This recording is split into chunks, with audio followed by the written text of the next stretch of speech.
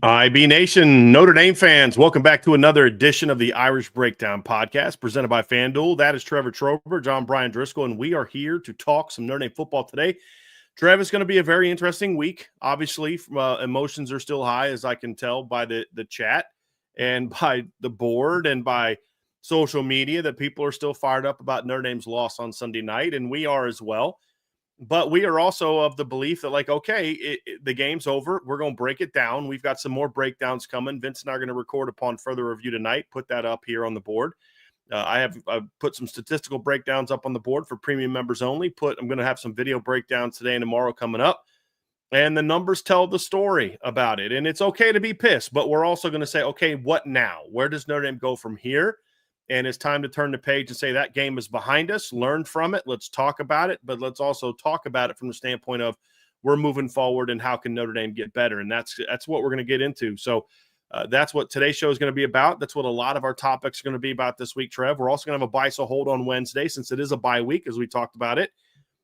We are going to have bye weeks and mailbags we're going to have buy so holds and mailbags during the bye weeks. And since we're already in our first bye week, we will have that today. So we will jump into the show today, or jump in the show on Wednesday with a buy so hold. And then, of course, Friday we'll have a mailbag. Thursday we'll have a Notre Dame topic, but then we'll also make some predictions for some of the bigger games this weekend. So that's kind of what our week looks like. Obviously, hit that like button, the subscribe button, notification bell. Make sure you're signed up for the message boards, because we have some great content coming out today that we're both very excited about. The offensive stats, Trev, tell exactly how you thought the game went on Saturday, and the film was going to as well. And we're going to break down a lot of different things. We are also going to break down, Trevor, I'm going to have on the premium board an RPO breakdown to explain what was right about the RPO game, what was wrong about it, how they need to have some coaching adjustments and some call adjustments.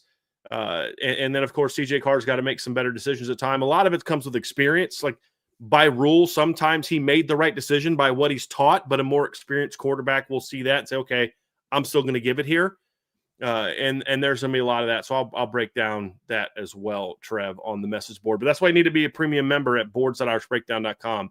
But today, Trev, we're going to talk about where does Notre Dame go from here and what's still in front of Notre Dame. Is the season over with, as some people are saying?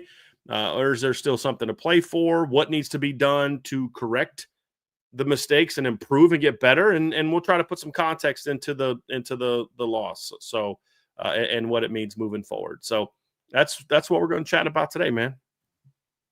It's definitely a good conversation to have. I mean, I was pretty fired up after the game, like we all were, still am a little bit, but now that we're letting some things subside and we had a 24-hour rule. I mean, I know the former football coach and player in you kind of has that still instilled in you, Brian. I still have that a little bit too. And not to say you still can't have a sour taste in your mouth about it, but look, at the end of the day, Notre Dame still has 11 more games to play this season, and it's far from over. I have 2 articles coming out later today or early into tomorrow just about, what from Notre Dame's game against Miami were overreactions and what are some not underreactions, but what isn't an overreaction. And I think that's a healthy conversation to have when you have such a high octane game and, you've waited over 200 days to watch them on the field. Sometimes expectations may be a little bit too high. Sometimes they were met, but because of the game, it just didn't look the way that it needed to. But Brian, this is definitely a conversation that we needed to have today, because at the end of the day, Notre Dame has 11 more games to play. Yeah. And look, there's 2 improper reactions to Saturday's game. One is to just the sky's falling and being pissed still is not skies falling. It is fine. I saw my guy Joseph, Raymaz in here, and he's talking about, I'm still mad. Tommy Guns, I'm still mad. Be still mad. That's totally fine. And as soon as I start feeling better, I watch more film and I go back to being ticked again. That's different than sky is falling, Freeman's not the guy, fire this coach, take this guy's scholarship away. They're going to lose 3-4 more games, all that kind of stuff.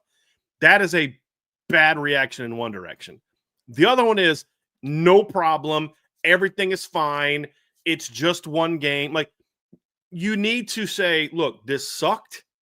And I'm talking about from a coaching standpoint. I mean, fans are going to do whatever they're going to do. Let's now talk about from a coaching and player standpoint. You can't overreact to it. You can't bench everybody that had a bad game.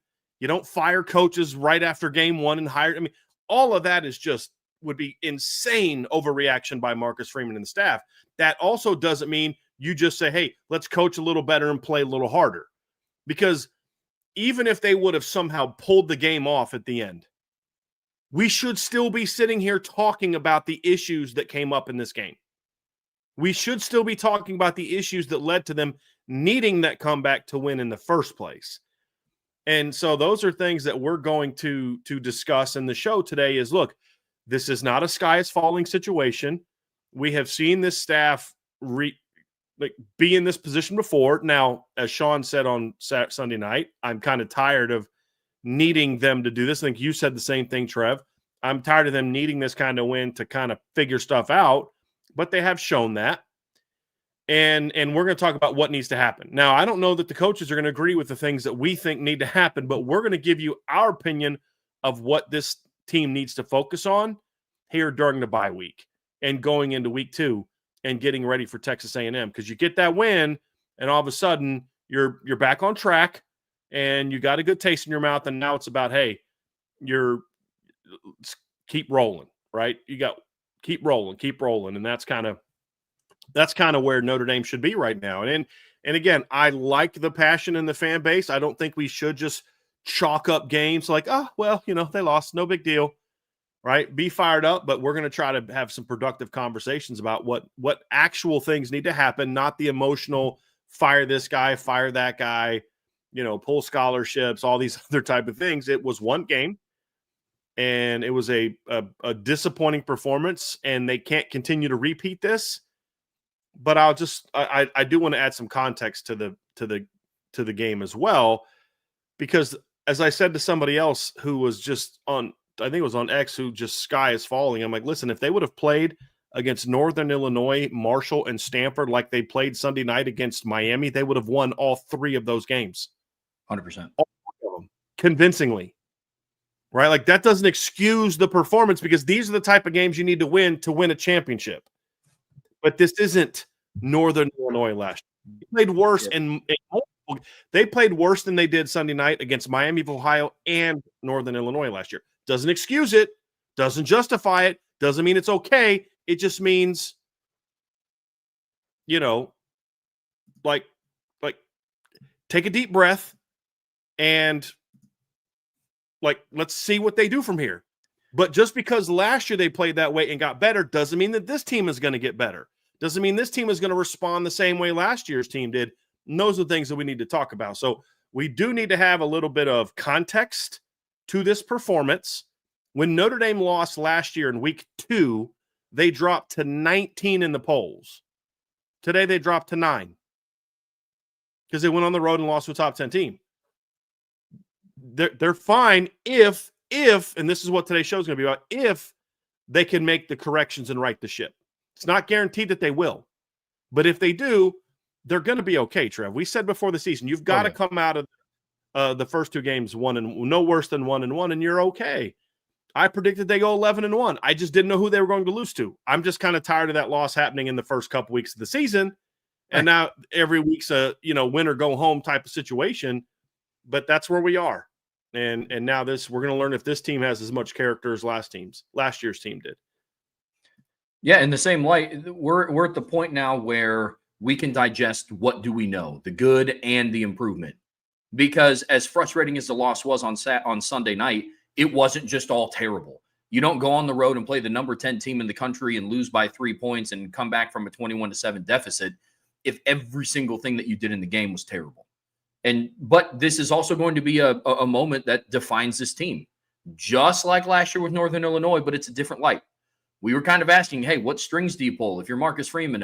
Can you really harp on we didn't win the national championship game, so we kind of have to run with it this year. Well, now they have some more strings to pull because that was not the outcome that they wanted. How does this define it moving forward? I brought it up in the postgame show. What does the player leadership look like moving forward on this team? And so there's a lot of things that need to get answered. That's why we're doing this show, because, again, not everything, contrary to what some people want to believe, not everything that happened on Sunday night was bad, but there was some bad. It's okay to say both. Both things can be true. We're going to take a deep dive into what needs to be done on both sides of the football. But, Brian, I couldn't agree with you more. The season's not done. It's not over. They have to bounce back. No question about it. I mean, look, at the end of the day, everything that you wanted to play for is still in front of you. An 11-1 Notre Dame team at the end of the year is not only in the playoff, they're hosting and they may have a bye. Who would you? I mean, I'm not going to say that because that's one of those like BK cop out things. But like Notre Dame is the only team that didn't look like its best form on week one. They're just one of the ones that caught an L because they were playing a team with a pulse in week one. But everything you want to do is still in front of you. Every prediction that I made about this team is still in front of them. 11-1, still there. You know, hosting is still there. Getting a bye in the first round, still there.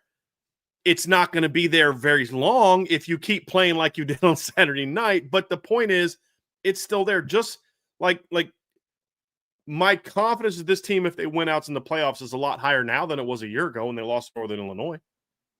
So much higher.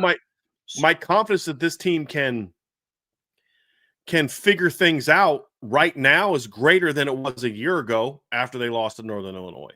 There's a lot more bleak. But that doesn't mean that this team is going to find the answers that last year's team had. Does this year's team have the leadership that they had last year with Riley Leonard, with Riley Mills, with Xavier Watts, with players like that? We don't know the answer to that. We're going to find that out. Do they have a Riley Mills, Xavier Watts, Jack Kaiser on defense and can say, this isn't good enough. We're going to fix this thing. Do the offensive – I mean, they got two captains on the offensive line. Do they have Mike McGlinchey, Quentin Nelson, Alex Bars type leadership? Or is it going to be a thing where they get in their feels a little bit and don't make the corrections and don't improve? We're going to find all those things out. And so that's what we have to embrace as fans is, look, everything that you want this team to play for is still in front of you.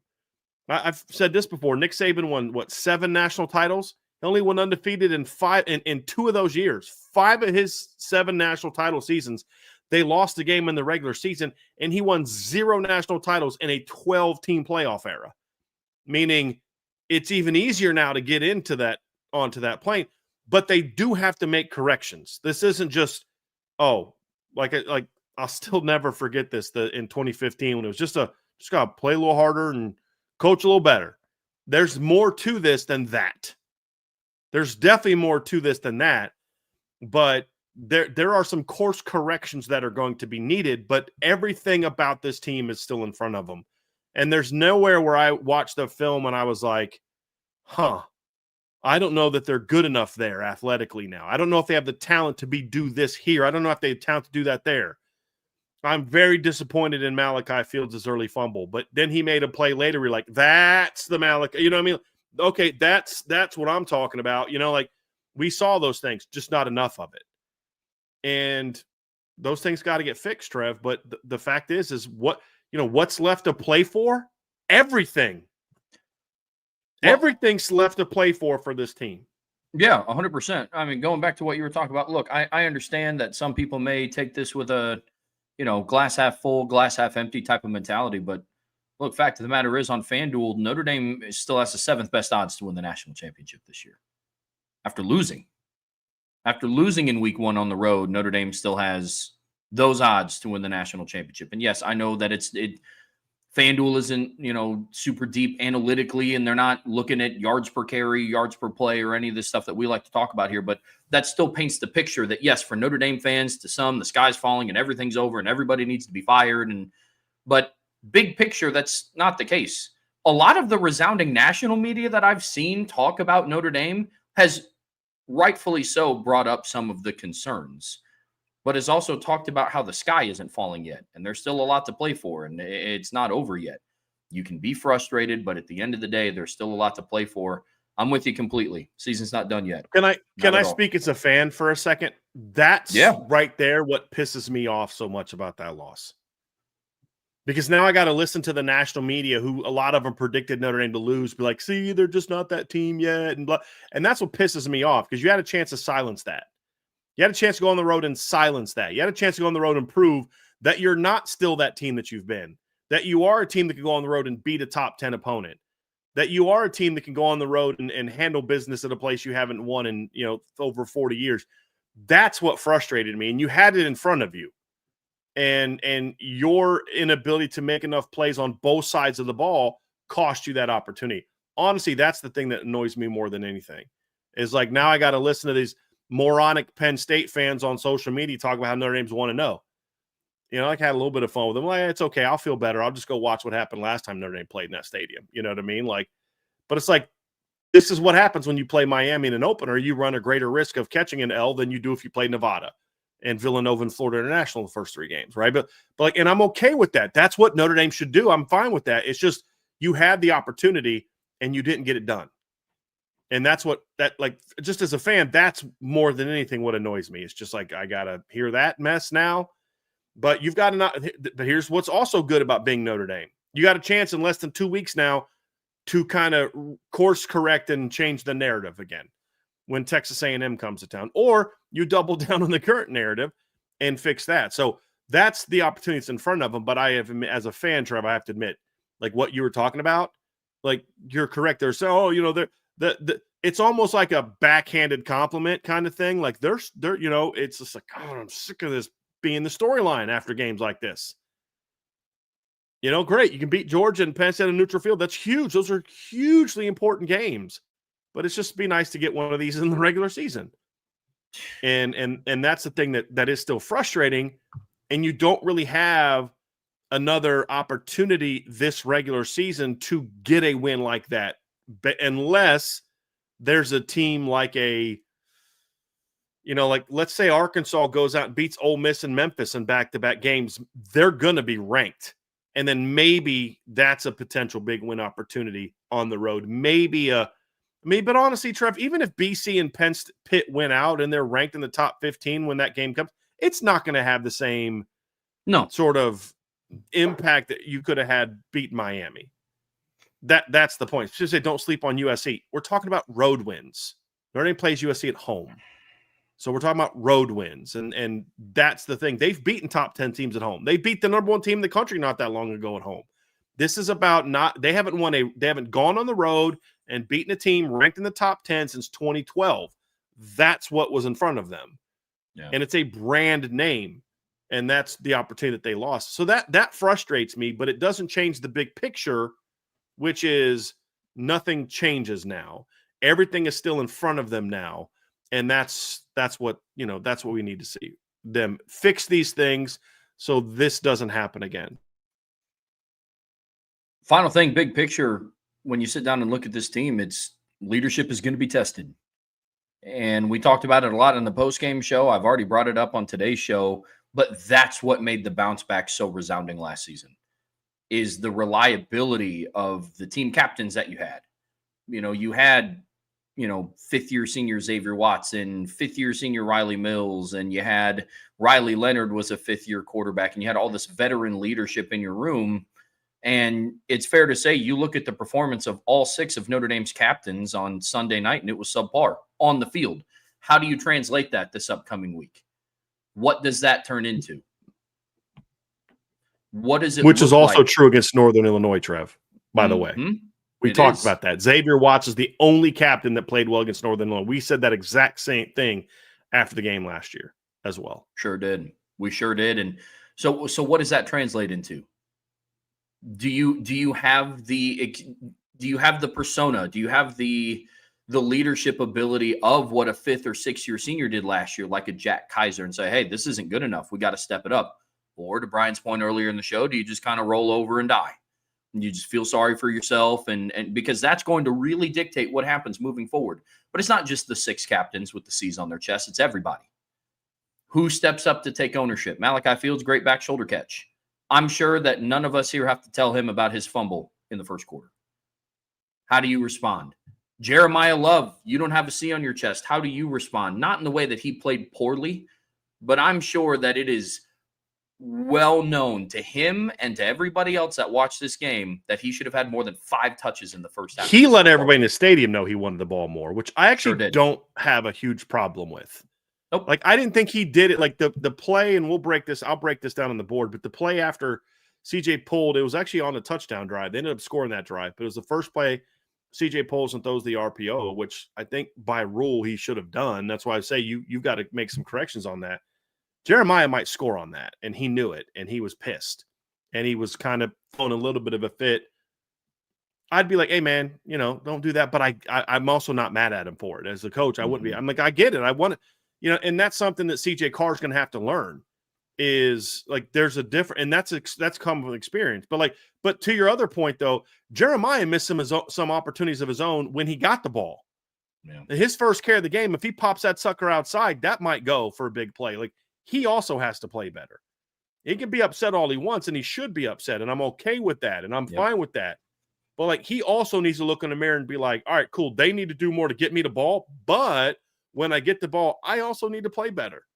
Mm-hmm. Like, there's nobody that's immune, in my opinion, from, hey, this guy's got to play better. Like, that's going to be an important thing. And how a guy like Jeremiah Love responds to the first game is going to tell us a lot about where this team is from an attitude standpoint. And he's not the only one, but captain or not, he's still your leader on offense. I don't care that he's got a C on his chest. He's still your best player. He's still your leader, so to speak. And I want to see him respond to it well. Also, Trev, to your point, things didn't always go his way, but he can't look in the mirror and be like, I did everything perfectly either. And that's the attitude they all need to have. But I honestly, I didn't have a problem with his reaction. I might have given him like a little minute, like, hey man, like, let the QB know the right way. But still, I get it also. I like the fire. I want him wanting the football more. I want my star All-American running back wanting the football more.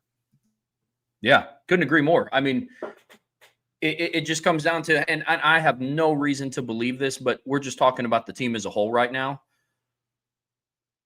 I've seen this before in the past, and players can go one of two directions, and I don't believe this to be Jeremiah Love, nor do I think this is going to happen.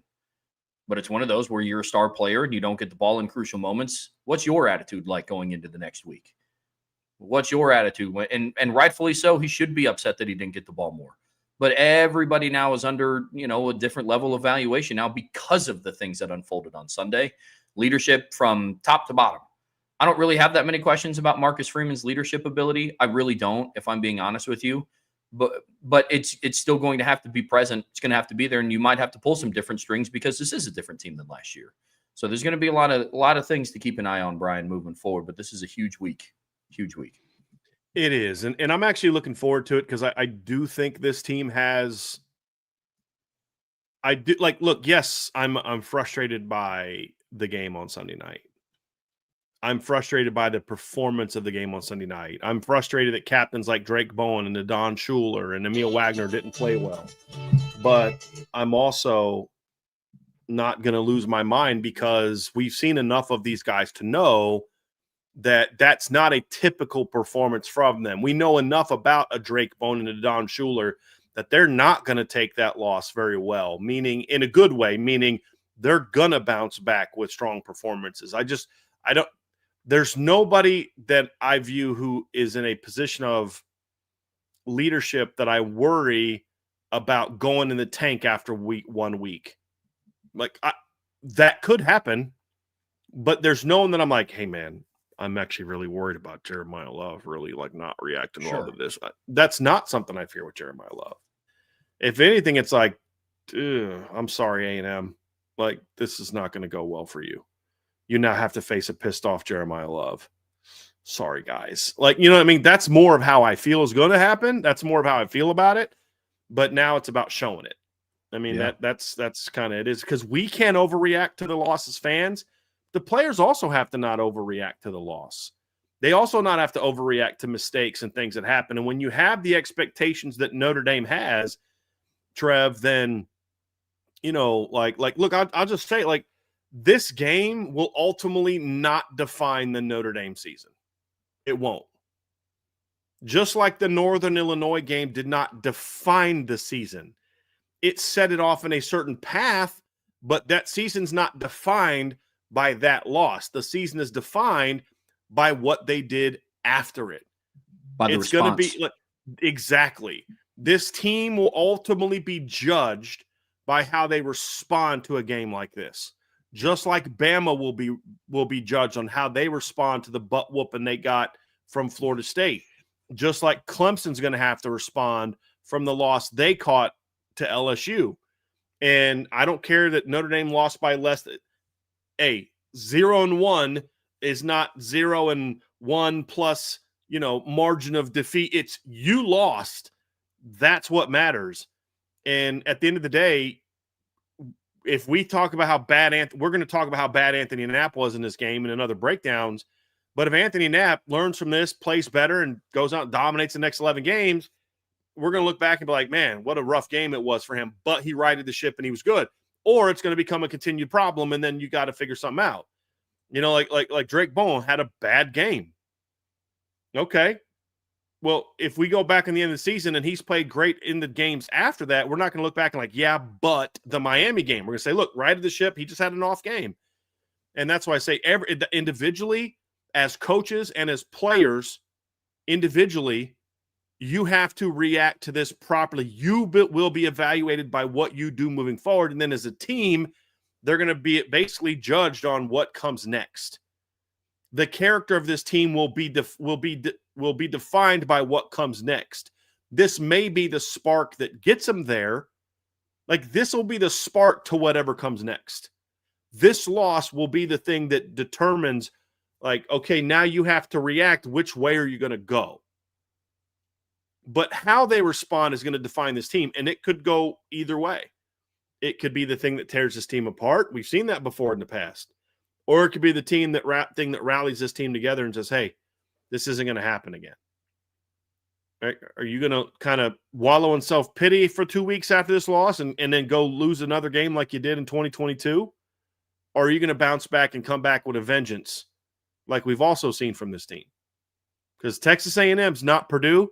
They're not Wake Forest, which is what happened, which are the teams that Notre Dame faced in the regular season the last time they lost regular season games. Yeah. And they went out and dominated those teams.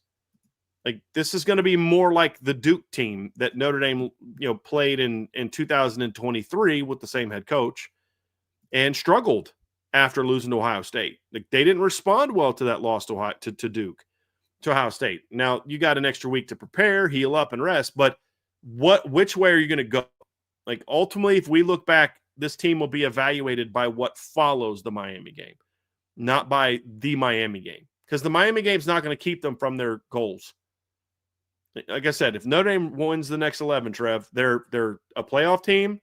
They're a team that's either going to host a first-round playoff game or they're going to get a bye. One of those two things is going to be true if they win out.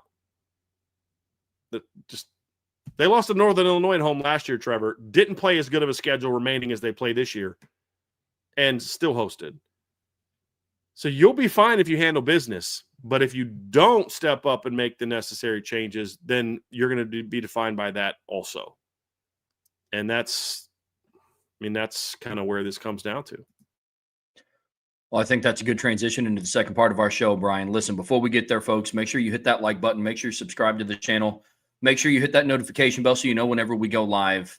Whatever streaming platform you listen to us on, we greatly appreciate a 5-star review. But as always, the best way to support what we do here, you see it scrolling at the bottom of the screen. Subscribe to the premium message boards at boards.irishbreakdown.com. All right, Brian, on part 2 of today's show on the Irish Breakdown podcast, brought to you by FanDuel, we're going to get a little bit more into the weeds with this, and we're going to break down the offense, and we're going to start talking about basically what they're going to have to do over the next week and a half before they host Texas A&M on September 13th. Now, luckily, here's what we know.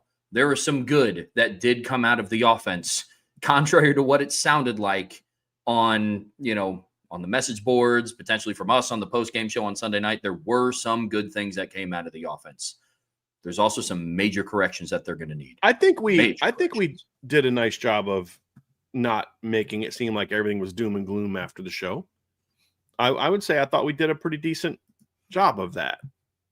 Oh, I think we did. Just the negative connotation of everything. It's just, you would have thought that Notre Dame just lost to the University of Indianapolis by 40 by how some people are talking about it. So, I said, but I thought we did a pretty decent job with it. I agree. But yeah, it was still a very frustrating game.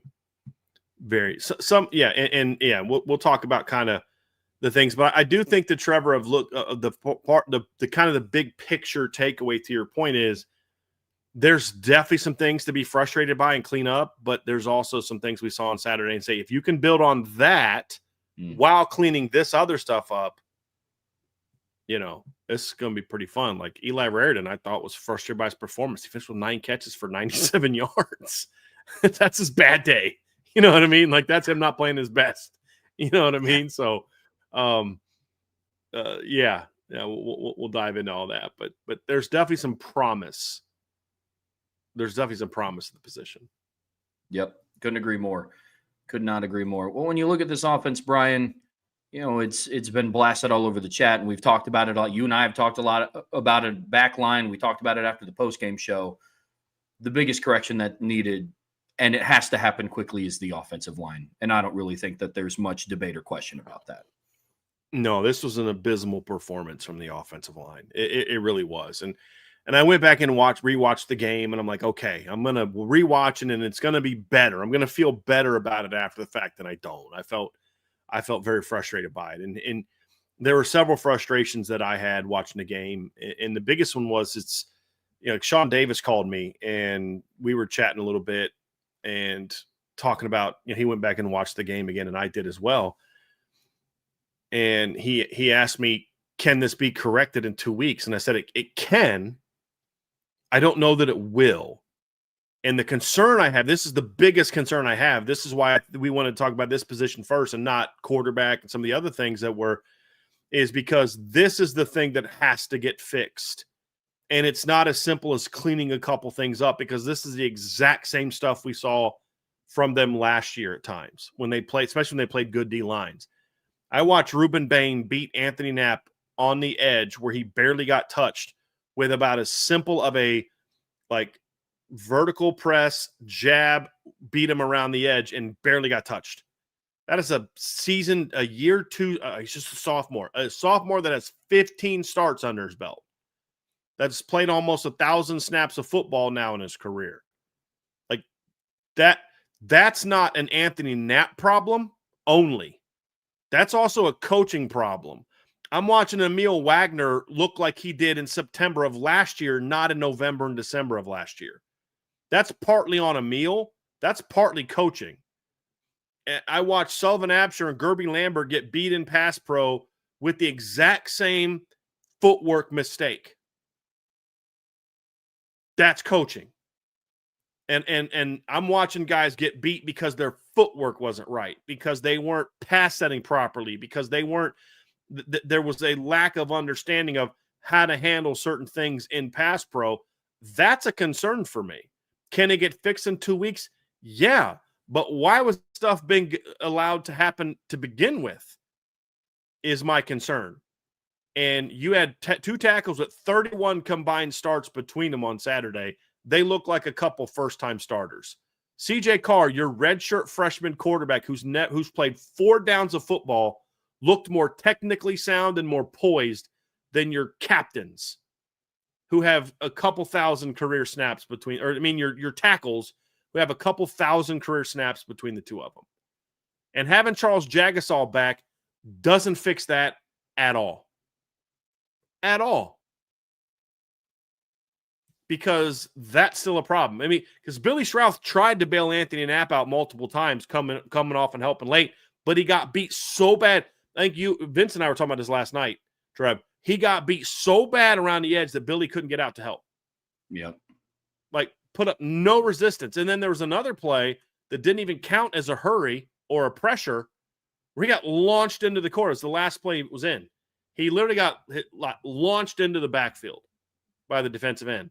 You're in year 2, man. You're an early enrollee. You've had now 2 springs and 2 falls in the weight room and to get better, and that's still happening. That's a problem. And I know that didn't just start on Sunday night. And so that's where my frustration comes from, Trev, is we're still seeing some of the same mistakes, which is what has me concerned. And this is where Mike Denbrock and Marcus Freeman and Joe Rudolph all need to be sitting down having a conversation about That's about as inexcusable of a performance as we can expect. And we can all talk about Emil Wagner. We can all talk about Anthony Knapp. The reality is they both had these issues. I'll give you a little stat, Trev, little hint into my pass game breakdown. So I went through, graded every play. Your two offensive tackle positions, including Miles Prescott, combined for 11 total pressures allowed, and that did not include the play where Anthony Knapp got launched in the backfield because technically it didn't impact the quarterback at all.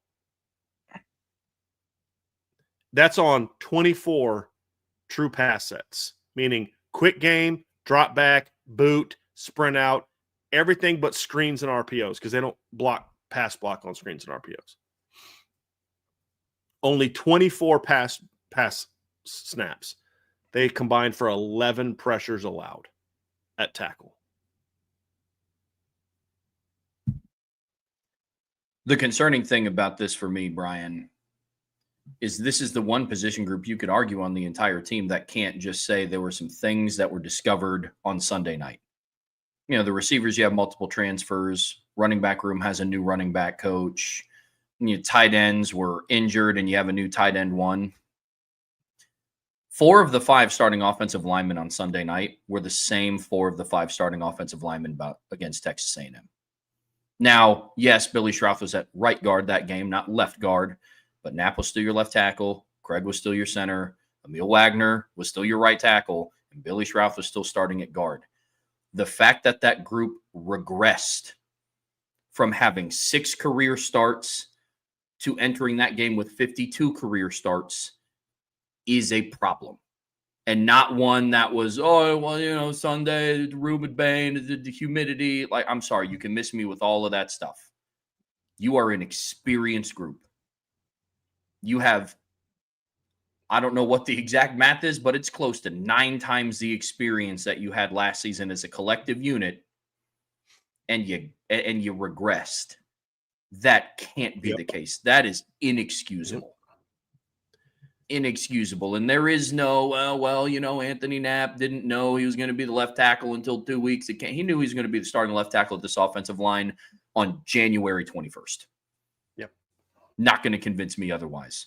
You got it. Emil Wagner knew he was going to be the starting right tackle in this offense when they were kind of like, hey, look, dude, you played 973 snaps last year. Take it easy this spring. So there was no mystery. There was no shuffling. There was no people are upset about the play of Sullivan Absher. Maybe if he didn't play every position along the offensive line under the sun since the moment he stepped foot on campus, maybe he would be a little bit more ready to go at right guard. Maybe. It's just a thought. If he wasn't playing center in March, maybe. Bro, he was playing left tackle at times in early camp this year.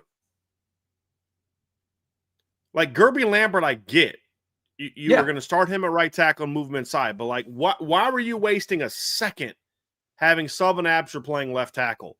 You know who you should have had playing left tackle in those early practices, learning behind Anthony Knapp? Your 5-star freaking freshman who's 6'7", 305 and athletic.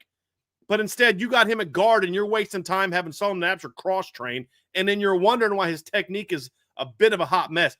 Actually, Sullivan played pretty hard. Yeah. He just had some technical issues. Gerby played hard. He had some assignment mistakes and some technical issues. But I can live with those guys not playing great football. Yep. Although I would argue both of them had some of the better individual blocks of the game. Go look at the draw that CJ scored on at the end. Gerby got downfield and drilled a linebacker. Just walled him off, and CJ cut behind him. Yeah. He had a great block on the perimeter on the early Jordan Faison tunnel screen.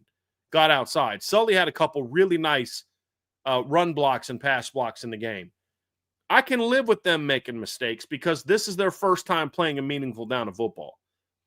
I could have even excused Ashton Craig making mistakes, and I thought he might have been their best lineman. Him and Schrauth, I thought, played well. It's like somebody said, the whole line played bad. The whole line as a unit played poorly, but I actually think your center and your left guard played well for the most part. I only have 1 total pressure allowed between the 2 of them, and that was questionable.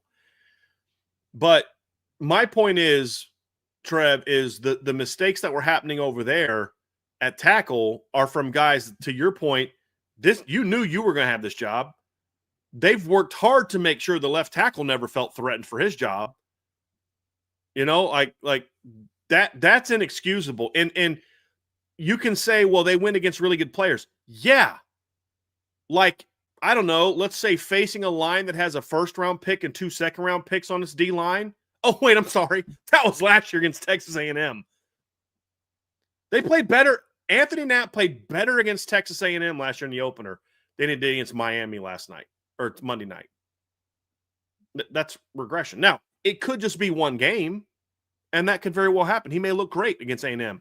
But the point is, why was he and Emil so fundamentally off in this game? Well, you know, it was hot and muggy. By snap 3? Well, I'm sorry. I was incorrect. By snap 6? Let me pull up my game breakdown. What was the first play that Anthony Knapp got beat by Ruben Bain without touching him? That would be the, let's see, 7th play of the game. By play 7, he was gassed and he couldn't handle the heat. By play 7, Ruben Bain seemed to be handling it pretty fine. He looked good. First play, first drive of the game, that third down, Anthony Knapp gave up a pressure. And we'll actually break this play down. He gives up a pressure where he just doesn't touch it, Ruben Bain. If he just gets a body on him, I think CJ Carr throws to Malachi Fields on a crossing route. He might get tackled, but if he does, it's 4th and 3 inside the 40-yard line, which is where Marcus Freeman will go for it, as opposed to 4th and 9 outside of field goal range, and now you got a punt. Like, that's the frustration. It started from jump. I can understand him getting thrown into the backfield on the play where he cramped up. For all I know, maybe his leg locked up when he got chucked. It looked like it didn't really lock up till he stood up, but maybe it did, and that's why he locked up and got launched. All right, cool. I get that on snap 50-something down in Miami. I get that. Guys, this is drive 1 this was happening. Drive 1. Like, by the end of the, let's see here, by the end of the second quarter, I have Anthony Knapp as giving up 3 pressures. Third down, third down, third down. 3 pressures in the first half alone. You were that gassed in the first half? Come on now. I don't want to hear you played a really good team. You did. Francis Maunoa was going against pretty good players as well. Markel Bell was going against pretty good players as well. There were snaps where they got beat, but there's also snaps where they keyed in. But, like, the point is, Trev, kind of went off a little bit of a rant here. I didn't necessarily want to do that, but you're going to have to fix this ASAP. And part number 1 is not bench Anthony Knapp or bench Emil Wagner. Part number 1 is, Joe Rudolph, what's happening in practice that's causing these issues to happen? And it's run game and pass game. In the last 4 games, Trev, well, I had a number. The Notre Dame, oh, shoot. I don't have the rushing number, but I can calculate it here real quick. I know they're averaging, I think it's 3.3 yards per carry. I believe that. But in Notre Dame's last 4 games, against very good teams, right? I get that. But in Notre Dame's last 4 games, let's see here. They're averaging, let's see here. So they had 93 last night or Monday night, 53 against Ohio State, 117 against Penn State, 154 against Georgia. So in the last 4 games, Notre Dame is averaging 104.3 rushing yards per game, 3.3 yards per carry, and they've allowed 11 sacks in their last 4 games. This isn't just a bad. This is why this position more than any other bothers me, because this isn't just you had a bad night. This is a continuation of what happened in your last 3 games of last year. But as we said this offseason, you won't have Riley Leonard to bail you out this year. And CJ Carr, as hard as he tried, is not Riley Leonard. Now, there's things he'll have to learn from. get outside, throw the ball away properly. He'll have some rookie mistakes he messed up on, but why is he having to bail out the offensive linemen that are returning starters that you're so certain that you have the right left tackle that you had Will Black spend all of fall camp playing guard? So certain of that you have Will Black spending more time behind frickin' Billy Schrouth than you have him playing behind your left tackle. Yep. This is a pattern now, Trev. 4 straight games where you got your butts kicked up front on the offensive line. 4 games in a row. That's a pattern. And that's why this is the number one position that has to be addressed now. Freeman, Denbrock, Rudolph need to sit down and figure out, why are we having this problem? Number one, and it's not just if they go bench, if they put Will Black at left tackle tomorrow and we found out Notre Dame is replacing Anthony Knapp with Will Black, I'm like, all right, that's a baby step. Maybe. But there's clearly a bigger problem here that needs to be addressed by Coach Rudolph to say there's something going on in our pass pro that's causing us to play this way. And we've got to fix it. And I don't want to hear, well, we don't have good enough players. You're in year 3, bruh. You've recruited 5-star offensive tackles in each of the last 3 recruiting classes. Yeah, but Jagasol's hurt. You mean the guy that you moved to right guard back in February? Like, that ain't the answer. Because you had him on the opposite side of the line playing right guard. So I don't want to hear that. Why? Why is this happening? It's not a recruiting problem. Emil Wagner's a talented player. Anthony Knapp's a talented player. This is what makes me feel so bad, because it seems like we're going at Anthony personally. I'm actually not mad at Anthony. I think Anthony's a very talented player. He's just being asked to play a position he shouldn't be playing. How would we feel about Malachi Fields as a player if we had, hey, Malachi, we're going to have you play running back this week? Probably wouldn't look as great. Yeah. That's what you're doing with Anthony Knapp. You're putting him in a bad position. And it's unfortunate, but you're so certain if he's the answer that you won't even practice Will Black at left tackle for the first month of the season. Goes back to what we talked about in the offseason, Brian. I mean, I can't tell you how many buy-sell holds and mailbag questions we got about, will CJ pass for this, and will Malachi catch this, and will Greathouse catch this, and will Love rush for this, and will Price rush for this? And our answers were the exact same every single time. They have the ability to, but they're going to have to figure some stuff out up front. It all starts there. And I think that Sunday was a good window into what we were talking about, because individually, all of those players that I just listed off, unfortunately, Greathouse, just a lack of targets, which different conversation for a different day, or maybe later today. But they all did some impressive things in their own right, things that we expected to see. I expected to see CJ make plays, scramble around, and throw touchdowns. I expected Malachi Fields to make a contested catch. Unfortunately, he got called back, but I expected to see Jeremiah Love hurdle somebody.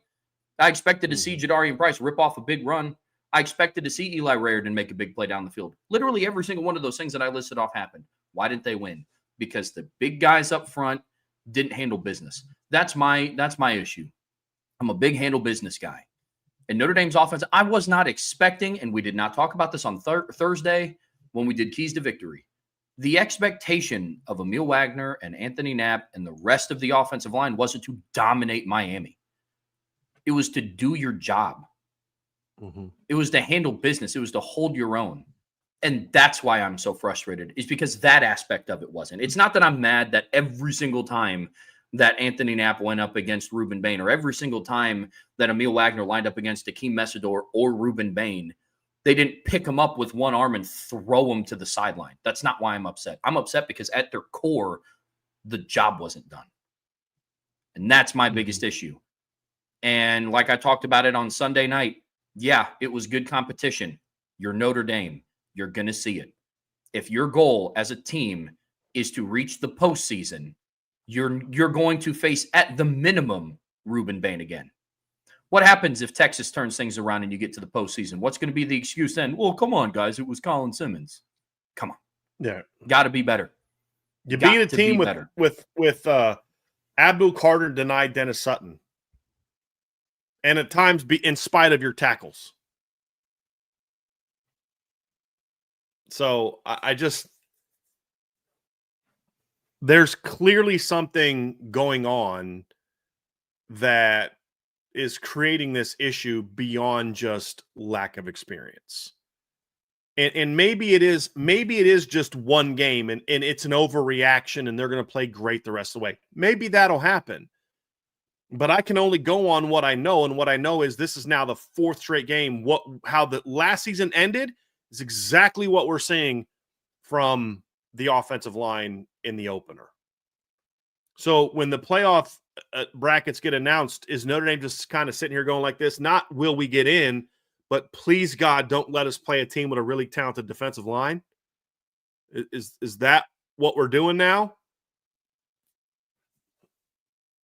It's got to get corrected. It's got to get corrected. Well, your right guards are well, maybe if you wouldn't have chased away Rocco Spindler and Sam Pendleton this offseason, you'd have had a more experienced player at guard. If you hadn't screwed Rocco Spindler over in fall camp last year, maybe he would have trusted you a little bit when you told him he was going to have an opportunity to compete for starting job again this year. And he was right, because do you think there's any chance in heck they would have started him over Billy Strouth or Charles Jagasaw if he doesn't get hurt? Of course not. But that's where we're at. Mm-hmm. That's where we're at. So I'm now ranting and I'm now getting a little bit pissed, and I want to take it back to football. But the reality is that's the task in front of Joe Rudolph, is you've got to fix this. It's your job. Yeah. This is what you're paid to do. Just like Al Washington and Mike Brown and Gino Gaduli and Jaywan Sider and Mike Mickens and Max Bulla and Chris Ash and Mike Denbrock all have things they have to fix with their units. But this is the line, and this is the line that is supposed to be one of the nation's best. This is the line that, Marcus Freeman has said they're going to build their program around. That's what Notre Dame is doing, right? They're a line-driven program. Yep. That's who they want to be. Well, once again, on a big stage, your offensive line got beat. Now, your defensive line has at least stepped up a couple times during that stretch, but your offensive line has not. And that has to get fixed like real soon, because I don't want to hear Miami's a really talented team. Yeah, you knew that going in, but you faced a team last in the opener that had Shamar Stewart and Nick Scorton and Shamar Turner, who were first and second round draft picks. You faced Abdul Carter and Denai Dennis Sutton and Zach. I'm forgetting Zane Durant in the playoffs. Yeah. You faced Ohio State's defensive line. And you never played as poorly as you did last night in any of those four games. Even as bad as they played against Georgia, Penn State, and Ohio State at times last year, they never played as bad as they did last night or Sunday night. And that's a big issue, Trev, that's got to get addressed right now. Now, practically speaking, what needs to be addressed? Footwork on the edge is a problem. You were not getting out to tackles, to your left tackle. I don't know if it's his narrow stance. I don't know if that's putting him in a position. I don't know if his pass set is too lateral, is it too vertical? You got to figure it out and address it. And then there's also, he's got a little hitch as he goes from pass set to engage. He's got a little slight hitch that's causing him to, I think, miss guys at times. And with Emil at right tackle, it's, dude, you got to anchor better. You got to be more physical at the point of attack. You got to figure out some ways to use your talents to overcome the fact that you're not the most thickly built guy in the lower half, which I've been talking about for years. You know that. So if you're going to put him out there, coach him up to be able to overcome that, whatever that may be. That's why you're getting paid $1 million, not why I'm getting paid, because I'm not getting paid $1 million. So you got to figure that out. Gerby and Sullivan will be fine. Billy and Ashton will just keep doing what you're doing. The tackle's got to get fixed. Now, that's step one. Step two is, if I don't hear that Will Black's at playing is like working at left tackle this next 2 weeks, I'm gonna if you think today's rant was intense, let me find out next week that Will Black is still playing guard. Yeah. Left guard, especially. Yeah. So yeah, we're gonna need to see that as well. Now, he may not be the long-term answer or the short-term answer right now, but I do think putting him there, number one, safeguard you in case Anthony Knapp gets hurt again. Styles Prescott is a nice player. Styles did some nice things, but he also showed in that and that I don't know that he's physically quite ready yet, strength-wise. I just think that there's a reason that you recruited Anthony Knapp. There's a reason that we all felt the way that he did. You need to at least let him see how he is at left tackle. Because Joe Rudolph, didn't he say, wasn't his explanation is, I already know he can play tackle? Isn't that what he said when he was asked about why he's playing guard? Yeah. Well, he already knows how to play tackle, so it should be a pretty smooth transition moving him back out to tackle. But the other part of it, too, is Anthony Knapp needs to get a little fire lit under his butt. Like, hey, man, you better play better. Because there's some things that need to be done from Joe Rudolph's standpoint, coaching-wise, but there also needs to be a little bit – this was not a vintage Anthony Knapp performance. And I know he was tired and I get all that. But, like, this is where you kind of got to – you don't think anybody in Miami was tired? But, hey, man, yeah, I'm tired. But you got to dig deep and say, on this particular play, I'm tired, but I got to do my job. But I'm pretty sure you weren't tired on play 7 when you let Ruben beat you without touching him. So, again, I think it'd be lazy to say, start Will Black. That's lazy. All I'm asking for is to say, put your stud, your most physically gifted left tackle prospect on the roster. And with all due respect to Matty Augustine and Owen Strebig and Gerby Lambert and all the guys you could mention, the most physically gifted left tackle on the roster who's not injured with a broken elbow is Will Black. Put him there. And let him work to A, get himself ready, and B, to maybe hopefully light a little fire under Anthony Knapp to say, hey, man, if you don't step up and get this done, we're gonna have to figure something else out. That's where Notre Dame is. Agreed.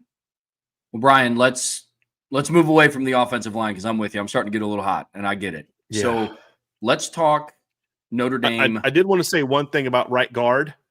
Yeah. Obviously, that was not a great area for Notre Dame on Saturday or Sunday night. I'm not as concerned about that. I thought Gerby and Sully both played hard. There are things that they're going to learn from their first real live game experience. So they're going to have to clean up. Gerby obviously had a bad missed block on an early third down. Those things are easier to correct. That's just communication, knowing what to do. He went back out there later. Like, those are things like those young players, those things I do expect to just steadily get better and better and better because it's their first time doing it. Just like Anthony Knapp improved in certain areas as last year went on and how Sam Pendleton and other guys improved the more they play.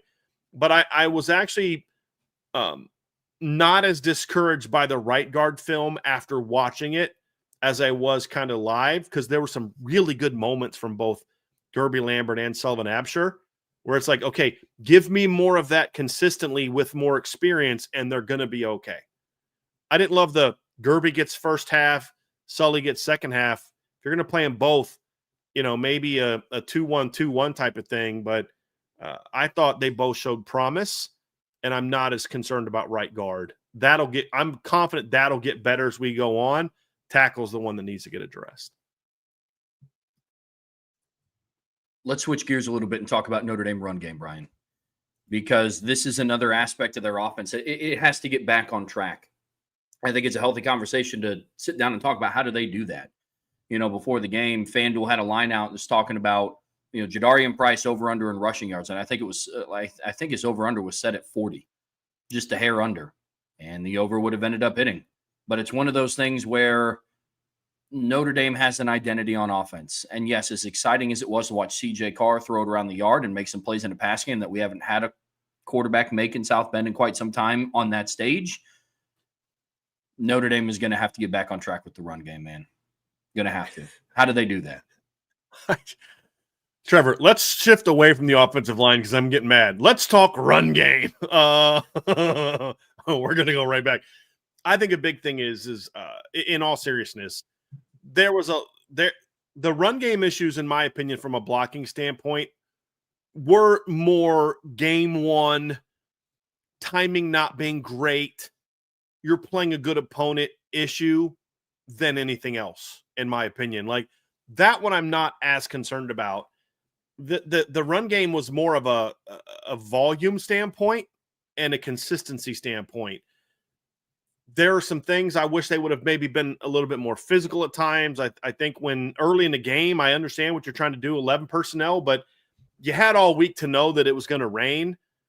You didn't have enough confidence in your offensive line to, you're in the red zone and you have Malachi Fields or Micah Gilbert come down and be your edge block, and then you're shocked that Malachi Fields gets beat inside. Why not put a Ty Washington can't block there? Or here's a thought. Take whoever's not on the field between Gerby Lambert and Sullivan Absher and have them play that position. You're at the 1 yard line. You don't have to trick anybody. There's some of that kind of stuff. Like, yeah, I'd like to see that get better. But some of these things are just, look,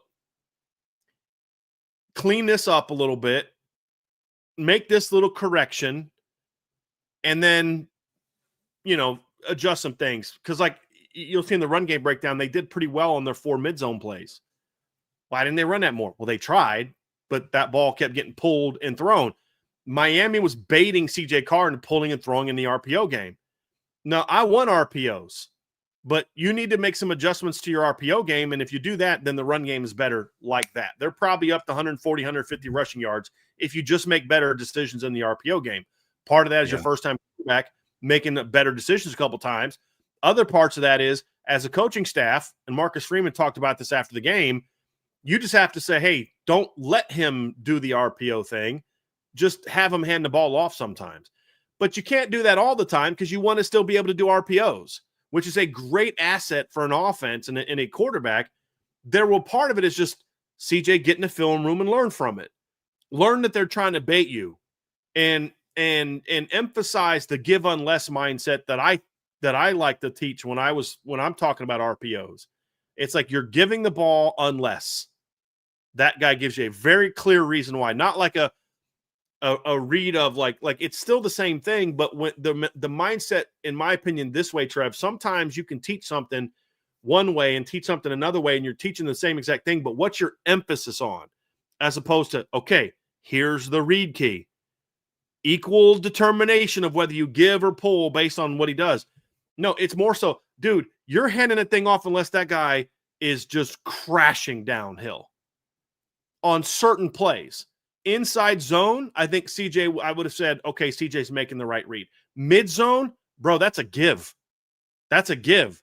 And part of that's just going to be his own experience when he sees it more, because he's not facing his own defense anymore. So I think part of it is just you're going to be fine there. CJ will learn from his mistakes. He'll get in the film room. They'll coach him up on, hey, I know why you saw that, but your read key gave you the decision to pull and throw. But you've got to also have some awareness that cornerback is right in our receiver's face, and we're running a now screen backside. We don't have a good look to the screen. Hand the ball off. Those are all things that will come from a young quarterback learning from his mistakes. And knowing like, hey, that ball should not have been thrown on the interception. Like, he made the right decision technically based on his read key, but he should have known before the ball was snapped. It doesn't matter what my read key does, because the now screen's not there because the way the corner's playing. That stuff will come. I'm not upset about that. So I'm actually not as pissed about the run game as I was before. One of the big mistakes. So on their, let's see here, let me find the drive. On their third drive, so the drive after the fumble, they ran the ball first down, 8 yards. Ran the ball second down, 1 yard. That play, those two plays, that's something that Jaywan Sider is going to have to figure something out. They're basically running, I thought it was counter, because they were really like bucket stepping their backside guard and tackle and getting them around. Watching the play, Trev, that's not counter, because the front side, call side guys were also stepping play side. That was outside zone. They were just bucket stepping to kind of reach the backside, and it looked a little funky. I didn't love it, but the bigger issue is the footwork by the back got him to those guys way too quick. So they're going to have to do something different footwork-wise to time that up better, because the first one that went for 8 yards, that was Jeremiah Love making a great read and run on it. That was not blocked incredibly well, because he got – well, he got there so fast, I don't think he could read it in time. He had to make a quick decision. But then on 3rd and 2 or 3rd and 1, you run quarterback kick. That right there, that's my biggest issue with the run game. Why are you still making CJ Carr your 3rd down goal line running weapon? Like that, but here's the thing. That's a problem. However, if Gerby blocks the right guy, it's a first down. That stuff can be corrected. First big game for Gerby Lambert, first meaningful situation that he's in. He messed up. He blocked the guy pretty well, but it was the wrong guy. So a nose tackle comes running free and tackles CJ Carr. If he blocks correctly, dude, you got a first down, and now you're cruising. So there's a lot of that in the run game. That stuff doesn't bother me as much, Trev, to be honest with you. You know, Eli Raridan, dude, you got the guy blocked. There's no need to grab cloth there. Just do your job better. Correct that. Those are things that are all easy to fix in a couple weeks. They are. And so it's just minimize some of those things. But the big thing from the run game for me, Trev, is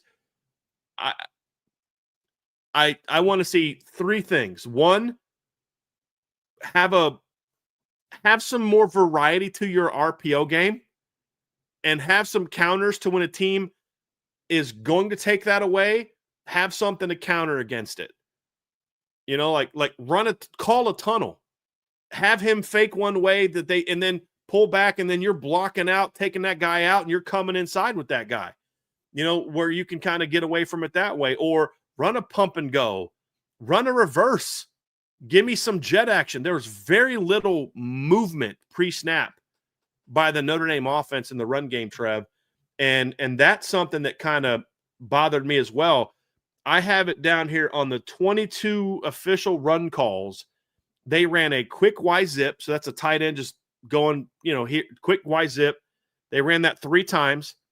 They had the running back motion into the backfield, and they had a running back motion out. That's the only pre-snap movement that they did in the run game. That's it. What did we say before the game? You got to get Miami on their heels. You can't just line up and let them make their calls and get lined up and go at you, because they're going to do exactly what they did. No jet motion, no movement, nothing like that where Jordan Faison getting Jeremiah Love. I love the 21 stuff, the couple snaps we saw. They only ran the ball once out of that. Give me a jet look with Jeremiah Love and just jet sweep it to him, and do that once. And then the next time you do that, they're going to go crazy going to Jeremiah Love. Hand that sucker off on an inside zone or a mid zone to Jadarian Price. Like, you needed that against Miami. So there were some game plan things I didn't love. Those can be quickly fixed. Have some more diversity with your RPO game. I think they were afraid to let CJ RPO throw it beyond the line of scrimmage. That's what it looked like to me. Fix that. And sometimes just be willing to call it. Other than that, just clean up a couple things, and I think the run game will be fine. I'm not as freaked out about the run game as I am the fact that right now I don't think Notre Dame can pass block against any moderately decent defense. Like, that's a much bigger concern of mine. Because what's the one thing I've never questioned about Anthony Knapp? His run blocking. He can run block. He didn't have a great run blocking game. He didn't have a bad one either. Like, his issues were in pass pro. So I think those are some things that are all correctable, but you got to figure it out, because you didn't get into any kind of rhythm with your run game on Saturday. And it shows that they have a lot of faith in CJ Carr. That's great. But sometimes it's not even the quarterback that's necessarily making the mistake when he's that young. It's the defense is baiting him into that, because they're doing something with their read key. They know what the RPO read key is, so they have him step inside because they've got a corner blowing up the now. Because the whole point is I'm throwing out here where we've got numbers or leverage or whatever. But when the corner's coming up, blowing up your lead blocker, and you're running a now screen, that's not going to work. Or here's a crazy thought. Adjust it this way. Have Jeremiah or have Jordan Faison block the corner and have, like a stack motion and have him block it, or bubble screen it. There's things you can do. Run a stack motion where, you're not asking Jaden Greathouse to work out over a corner. He's stacked right here. He just stalk blocks that guy, and you catch it and you do something. There just needed to be some of those adjustments, which I think they'll do. So that's why I'm actually not as pissed off about the run game as I was before. I think those are tweaks that can definitely get corrected in a bye week. Pass pro, some of the pass scheme stuff, that's more of an issue for me. I don't know what your thoughts on this, Trev. Yeah, I mean, I don't have much more to add about adjustments in the run game. There's just some things that they need to do schematically pre-snap to put themselves into more favorable positions.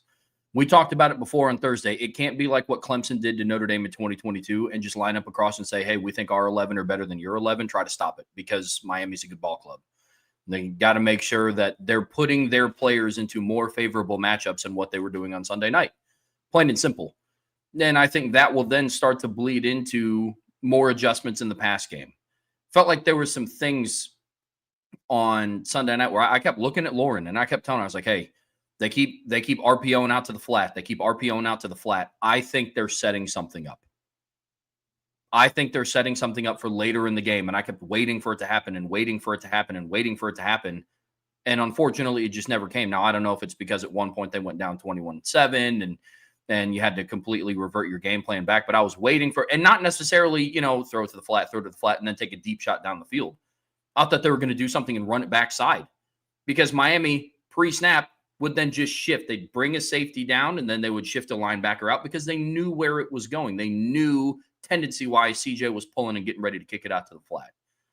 I thought they were getting ready to run potential like a counter on the backside. I thought they were getting ready to go outside zone left, but there were just some things that never came to fruition. And I do think that those are going to be some adjustments because also at the end of the day, also not naive to the fact to say that it is also week one.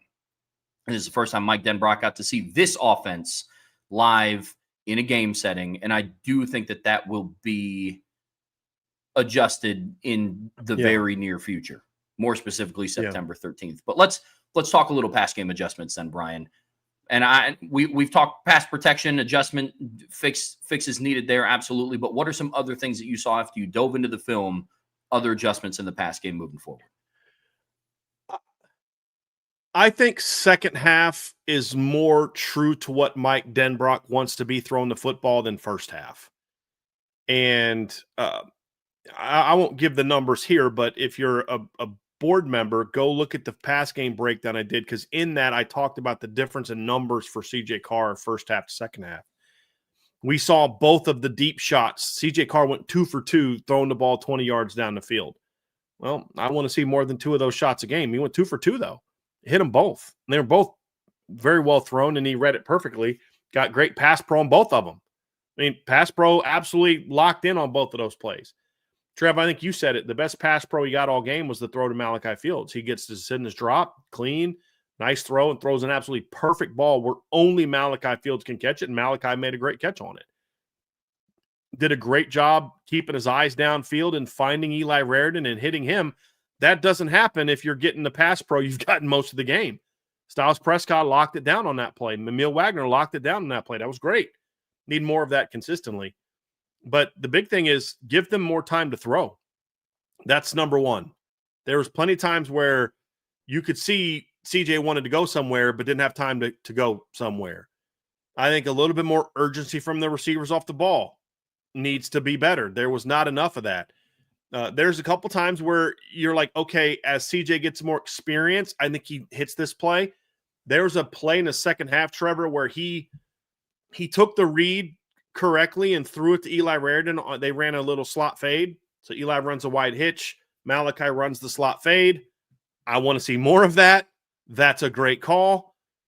And the read, as he reads it, told him to go to the hitch, and he threw the hitch. Perfect. You got 9 yards out of it. As he gets more experience, he's going to say that safety's not going to be a factor, and that guy over Malachi is flat-footing Malachi. He's about to torch this guy. And if CJ had a little – this is where experience comes from. I'll be willing to bet you if that play looks just like that in a month from now, CJ's banging the over-the-top slot fade for maybe a touchdown, if not a big play. I mean, so there's some of that stuff. But the play was called, and he got it out and got the right read. But part of the thing that hurt you, too, is late in the second half is they knew you had to throw.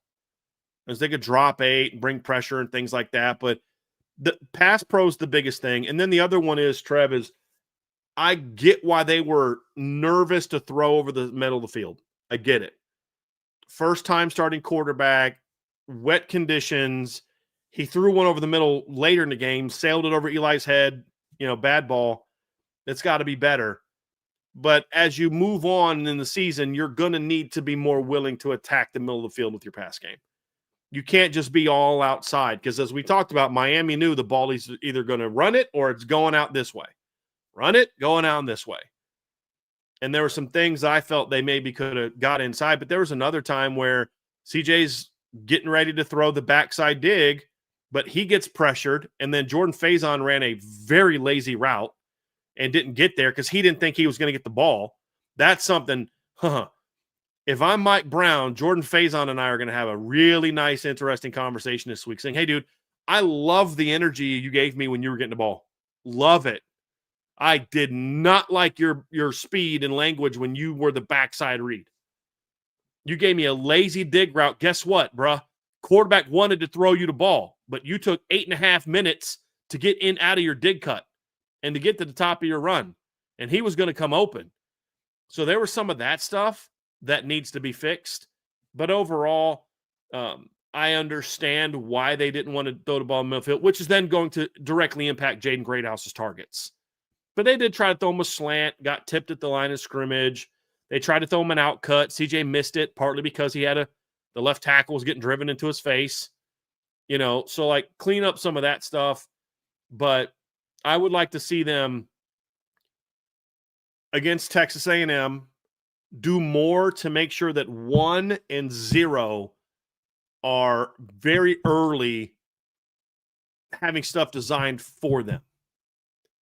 I think it's going to be a key in that next game. But pass pro has got to be the number one thing that gets fixed. Absolutely has to. And look, they did not call 30 pass plays. As I said, six of the throws that CJ Carr had on Saturday were RPOs. Those were run calls. When you run an RPO, you literally just call the run play. You're giving the receivers a signal they know, or they're taught during the game what the RPO is, but everybody on the field, it's a run. Quarterback's the only one. Like somebody said, do you think that there's an issue with the physicality of the line in the run game because of all the RPOs? No, that has nothing to do with it. Because every time they run an RPO, the offensive line does not know anything about the RPO. They're blocking for the run play. They're not like, oh, got guys out there. He's the read. We're going to pull him through. No, they're blocking a run play. So I don't think that factors at all. I think it comes down to being smarter with what you do RPO game-wise and being more willing to attack the middle of the field and attack vertically. I think it's a great sign that CJ Carr drilled both of his deep shots in the game. One guy was wide open. The other guy was covered as well as you. I mean, I don't know what – that Miami kid had a great, great coverage. Like, there's nothing else that kid could have done. That's one of those ones as a coach, you just pat him on the butt and say, hey, bro, that's as good of a throw as you're going to ever have in that situation, and you're not going to be facing too many guys that are 6'4", 225 and can jump 38 inches. Like, just sorry, bro. Get him next time. That's your coaching technique. Don't sweat it. Nothing you can do about that except tackle them. You know what I mean? Like, there's nothing they could have done. So that's really – those are some of the tweaks. But at the end of the day, Trev, there's all types of things you can do, but you've got to be able to protect the quarterback. I mean, there were multiple times on Saturday where CJ just either got rushed on a throw. Late in the game, he was kind of thrown off his back foot a little bit because he was so used to the pressure getting into him. You can't have that, man. You got to fix that like now, right now. One of the last things on offense, and it's pretty consistent across the board, adjustments during the bye week. There are some players that need to step up. Just has to. And I read this, Brian. I know you sent me over the outline, but I took this a couple of different ways because you need certain players to step up in different ways. And like it's not just everybody has to just play better. I think that's too easy.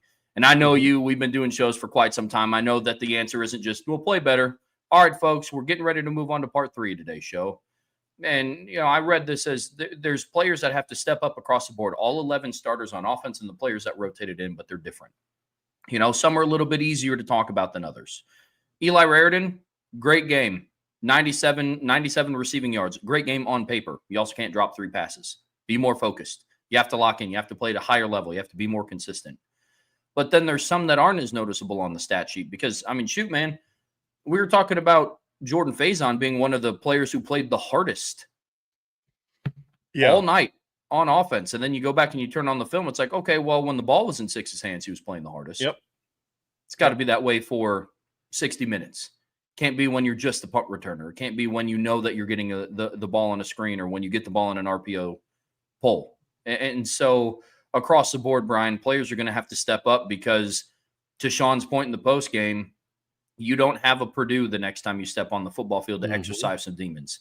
You're going to have a top 20 team in Texas A&M coming to town who are going to be looking at what Notre Dame, just close loss to a rival.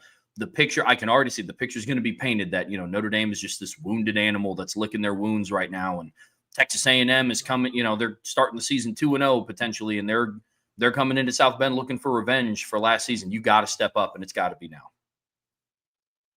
It does.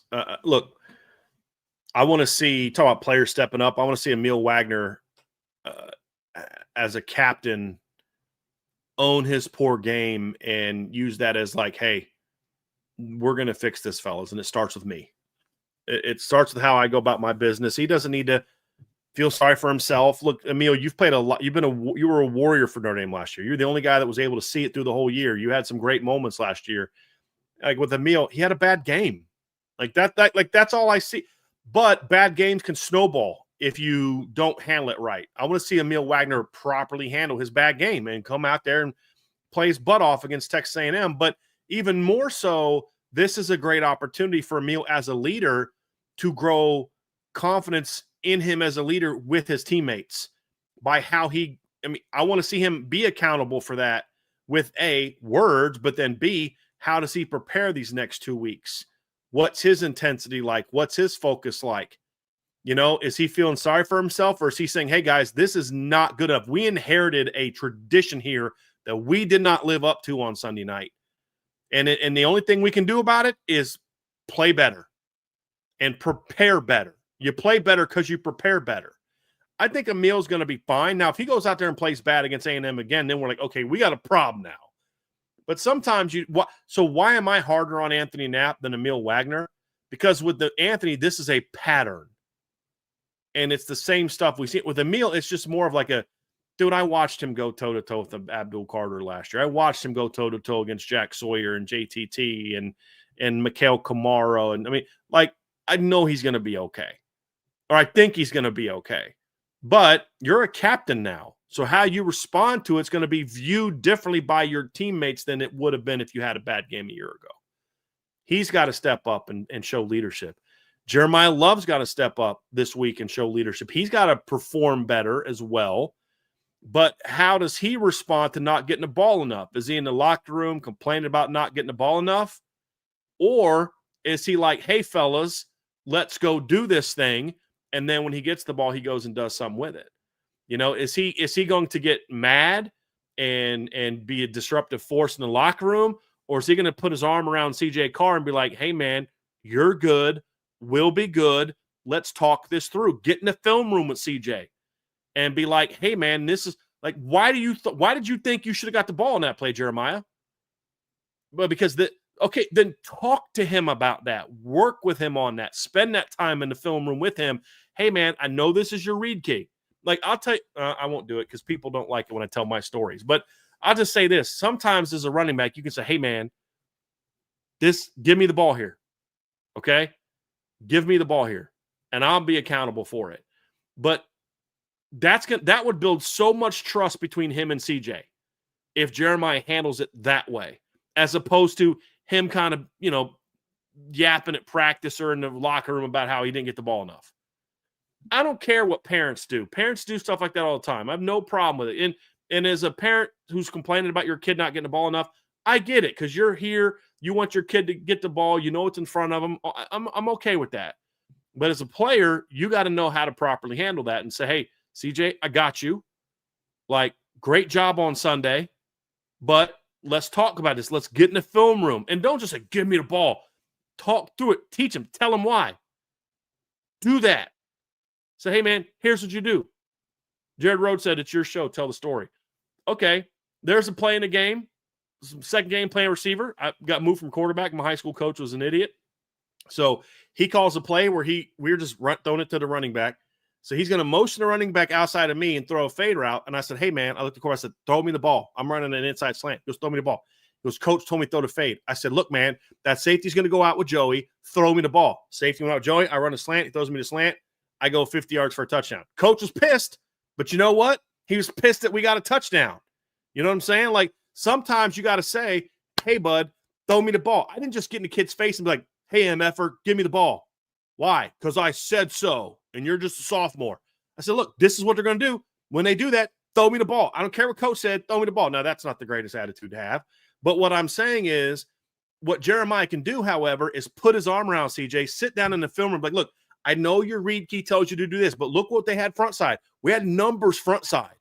That read key was not going to make a play on mid zone. Now, look, duo, inside zone, A gap that side. We got to be alert for this guy. But, bro, when we're running outside zone, when we're running duo, or when we're running mid zone, that guy ain't making that play because I got him, and he ain't tackling me.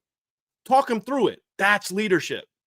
That's leadership. I don't care that you got to see on your chest. That's leadership. That's a guy that wants to win. Now, of course, he gets the ball more, but it's more like, I don't think it's that Jeremiah wants the ball more. It's Jeremiah knew he could have scored on that play. Because some of the best celebrations I've ever seen from Jeremiah Love during a game is when he's lead blocking for Riley Leonard. He wants the team to do well, and he knew if I got the ball here, I'm gone. That's why I think Jeremiah was upset. Not like I only had 11 touches. So be that leader. Get your arm around him. Go in the film room with him and help him out. Because at the end of the day, Gino Gaduli can do that. Mike Denbrock can do that. But it's different when your teammates who are out there in it with you so much are doing that. That's leadership. And then obviously CJ's got to make some of the corrections. But like, I want to see, I did not love the body language by some of the receivers. I did not like the urgency by some of the receivers. Part of it was a wet field, but you know what? It was wet for Malachi Toney. And he was playing with great tempo and speed and pace all game as a true freshman. So, like, that's it. And I'll tell you another guy that's got to really step up in week 2, Eli Raridan. He did some nice things on Sunday night, but he had some big mistakes as well. And just, he looked like, you know what it looked like, Trip? He was pressing. That's what it looked like to me with Eli. He was trying to go make a bunch of plays, and instead, I think he pressed. Like, he's got great hands. It's just to drop that under, it's because he was thinking about, I'm going to cut up and I'm going to make a big play. Take a deep breath. You're better than that. You're better than what you showed on Sunday night, and you still had 5 catches for 97 yards. Think about that. 5 catches for 97 yards, and he didn't play well.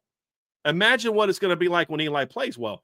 So, like, a guy like him's got to step up. I mean, so, like, it's hey, man, go out there and do the work, make the plays, let your quarterback get confident in you, and then make those plays. Because at the end of the day, you can talk about, what Jeremiah Love needs to do, what CJ Card. At the end of the day, stepping up is more about on Saturday night against Texas A&M, make that block, make that read, make that catch, make that run, make that throw. That's ultimately the most important thing.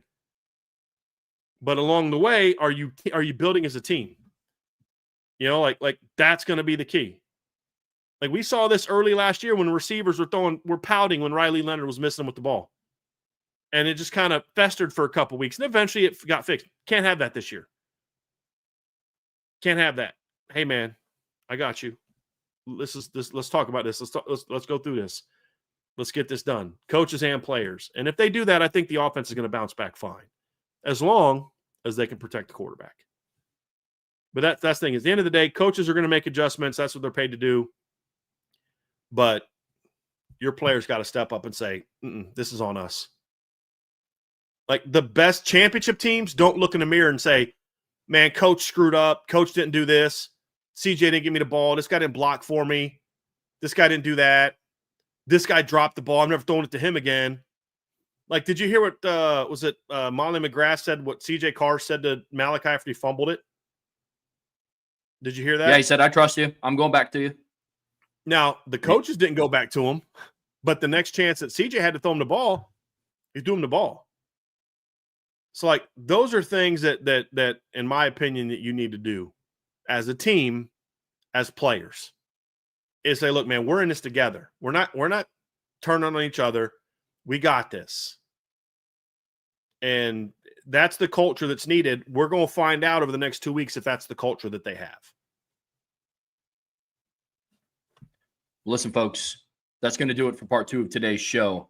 But don't go anywhere. We're getting ready to dive into the defensive side of the football. But before we get there, you guys know what to do. Make sure you hit that like button. Make sure you subscribe to this channel. Make sure you're also subscribed to the CFB Nation channel, because football season is now upon us, and there's going to be much more content rolling out on that platform as well. Vince and I are going live again for the 3rd installment of the Spread Option on Thursday night. So you guys want to make sure that you not a bye tune in week for that. for you guys. Sure is not. So regardless, Notre Dame doesn't play, but there are still a lot of college football games. Trev, can you do me a favor before we move on? Can you just let some people know who maybe haven't heard of that show, what you guys do on that show, and then we'll move on to the next segment, because we got a lot of people in the chat today, and just to give you guys a heads up of what Trevor and Vince do in that show. Yeah, absolutely. So the Spread Option is basically a betting show that we like to sit down and we talk about the biggest games of the week, and we go over the various spreads. We talk about different money lines. We give our locks of the week. We give our drops of the week. Drops of the week are just ones that, if you are a bettor, stay away from your bet slip. But, this is CFP Nation is still affiliated with the Irish Breakdown podcast. And so it's not just, hey, bet this because I like it. Hey, take the under here because I like it. It is still analytical. It's, hey, take the under in this game because the under is hitting 4 of their last 6 games because of, Texas has been without their right tackle for the last couple of weeks. It's things like that. And so even if you aren't a bettor and sports betting is something that you don't like, something that you don't want to do, you can always still tune in and listen. So it's something that's for everybody, but it's something that we like to do on Thursday nights. It's at 8 p.m. Eastern time is when Vince and I will go live. And that's what we got going on every week over on CFB Nation. So it's a lot of fun. Make sure you're subscribed to that channel. Tune in Thursday night to see Vince and I, but also make sure you are subscribed to the premium message boards at boards@irishbreakdown.com. Brian is going to have a lot of video breakdowns from the Notre Dame Miami game. And you mentioned that upon further review is going up. It's being recorded tonight, correct? It's going to be up on the message boards tomorrow. So make sure you're also. We may put part of it up tonight, but yeah, upon further review this year will be a message board only show. Awesome. Well, good deal. All the more reason to be subscribed there. It's in the Champions Lounge, the premium message boards, boards.irishbreakdown.com.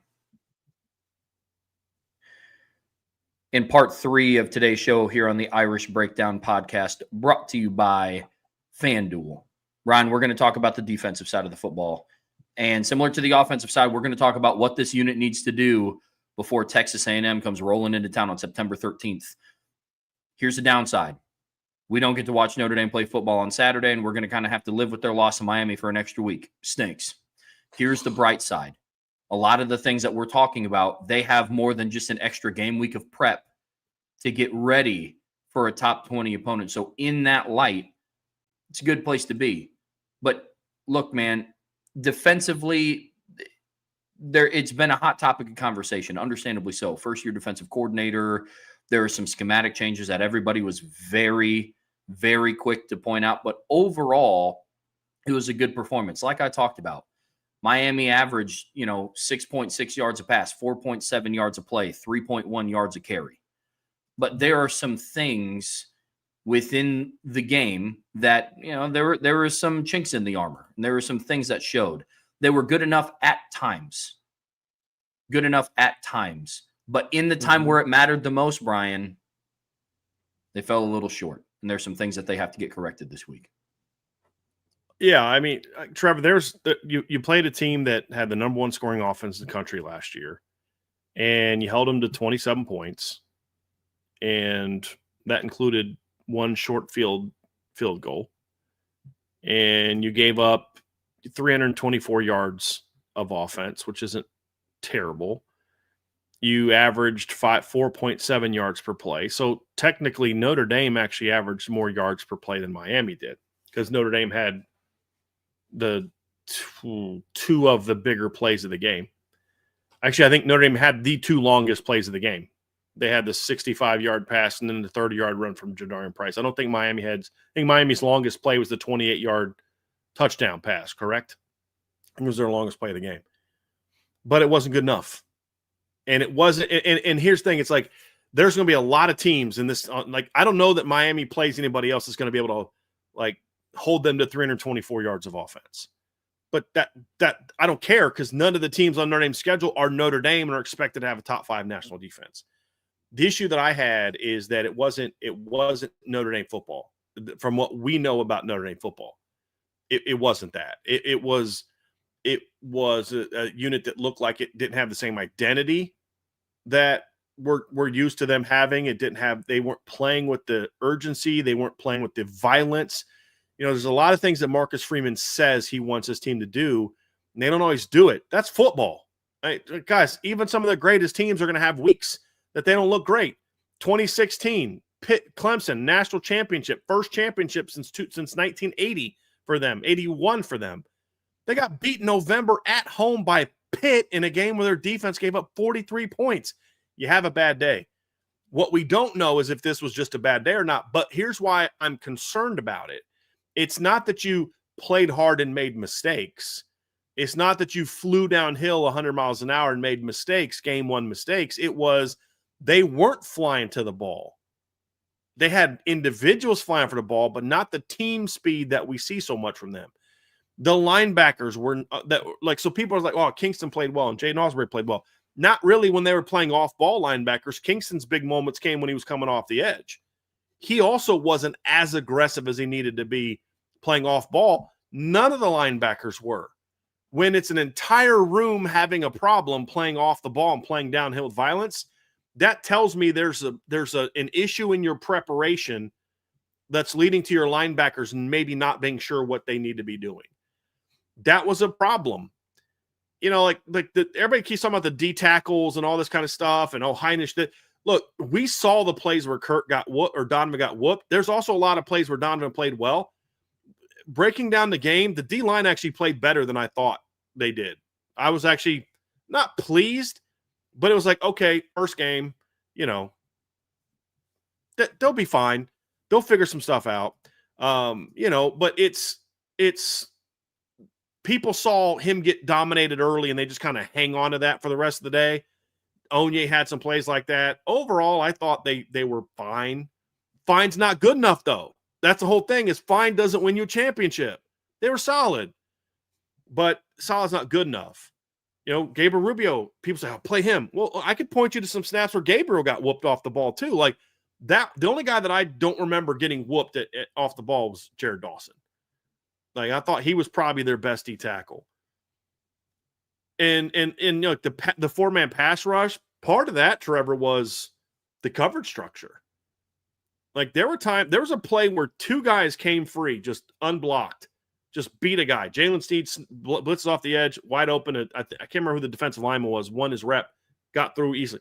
The ball was out so quick to a wide open receiver against off coverage that it was like, well, didn't even matter. Part of Miami's strategy, which was brilliant, was they beat Notre Dame's pass rush by getting the ball out quick. It was harder to do that against Notre Dame last year because they were more consistently aggressive in coverage. There were times they played man.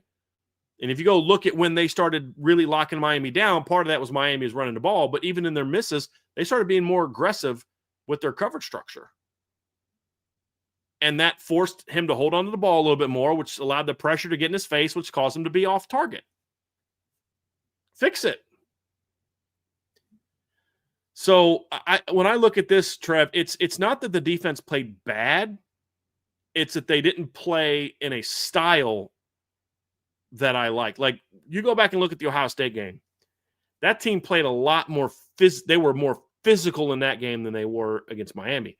They played better execution-wise against Miami than they did Ohio State because they also weren't going up against Jeremiah Smith and, you know, Emeka Egbuka and Carr. I mean, with all due respect to, you know, Malachi Tony, those guys, they're not that.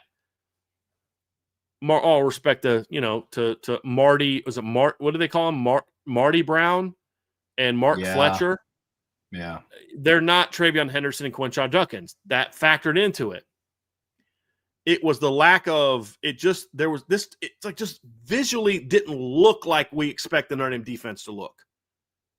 But the biggest thing to me, Trevor, is you can point to, well, they went 4 drives in a row without stopping Miami. Yeah, I get that, but you needed one more.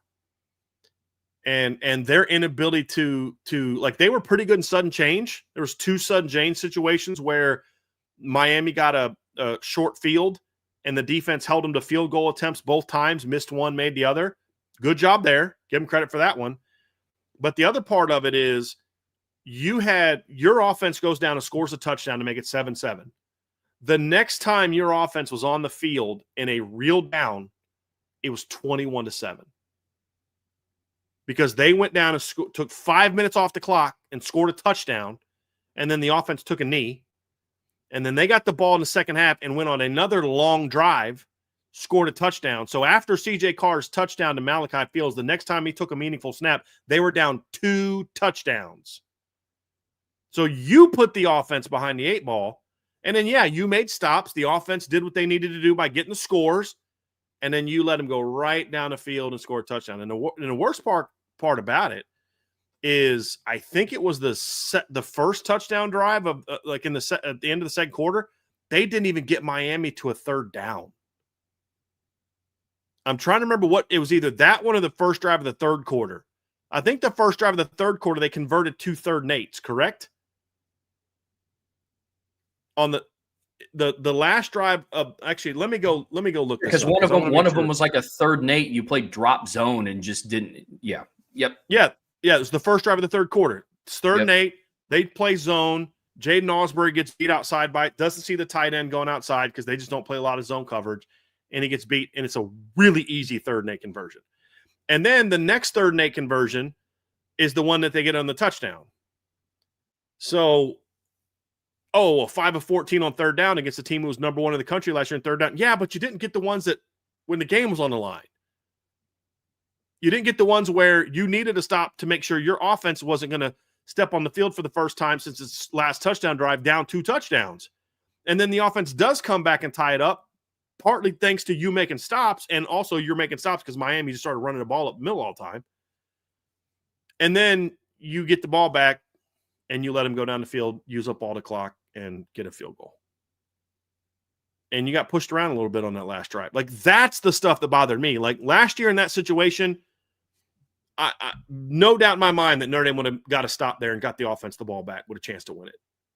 Like, no doubt in my mind, Miami doesn't get points if last year's defense is on the field. This isn't last year's defense. And the first shot that you had to make stops in that situation.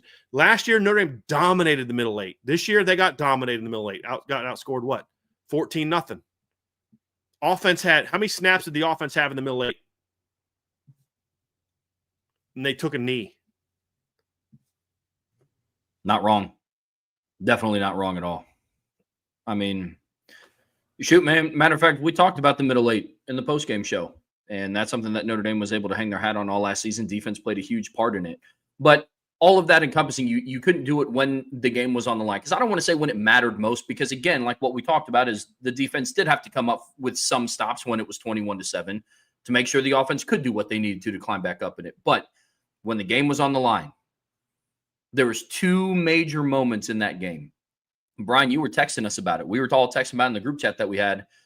When Miami went down and C.J. Daniels made that insane one-handed catch and it was played poorly by both Leonard Moore and Don Schuler, we said Notre Dame's defense has to rise to the occasion and get a stop, or else this could get out of hand. And the response was a drive that took up over half of the third quarter by Miami. Oh, I'm sorry. I thought you were talking about the next drive after it's 21-7. Sorry. But then after that, Notre Dame gets some stops. They force a and look, it is worth noting Notre Dame had 2 offensive turnovers and Miami only had 3 points on those turnovers. It could have been worse. It could have gotten worse. I am aware of that fact. But then again, at the end of the game, it's 24-24. It's not really a secret what Miami's offense was going to try to do.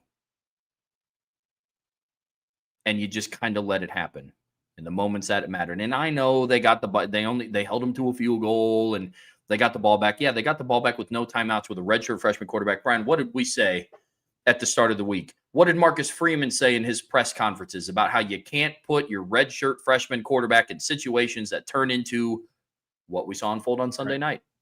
Well, the Defense thing is, has to get better. The redshirt freshman isn't the reason that drive didn't work. Facts. It's like you don't block anybody.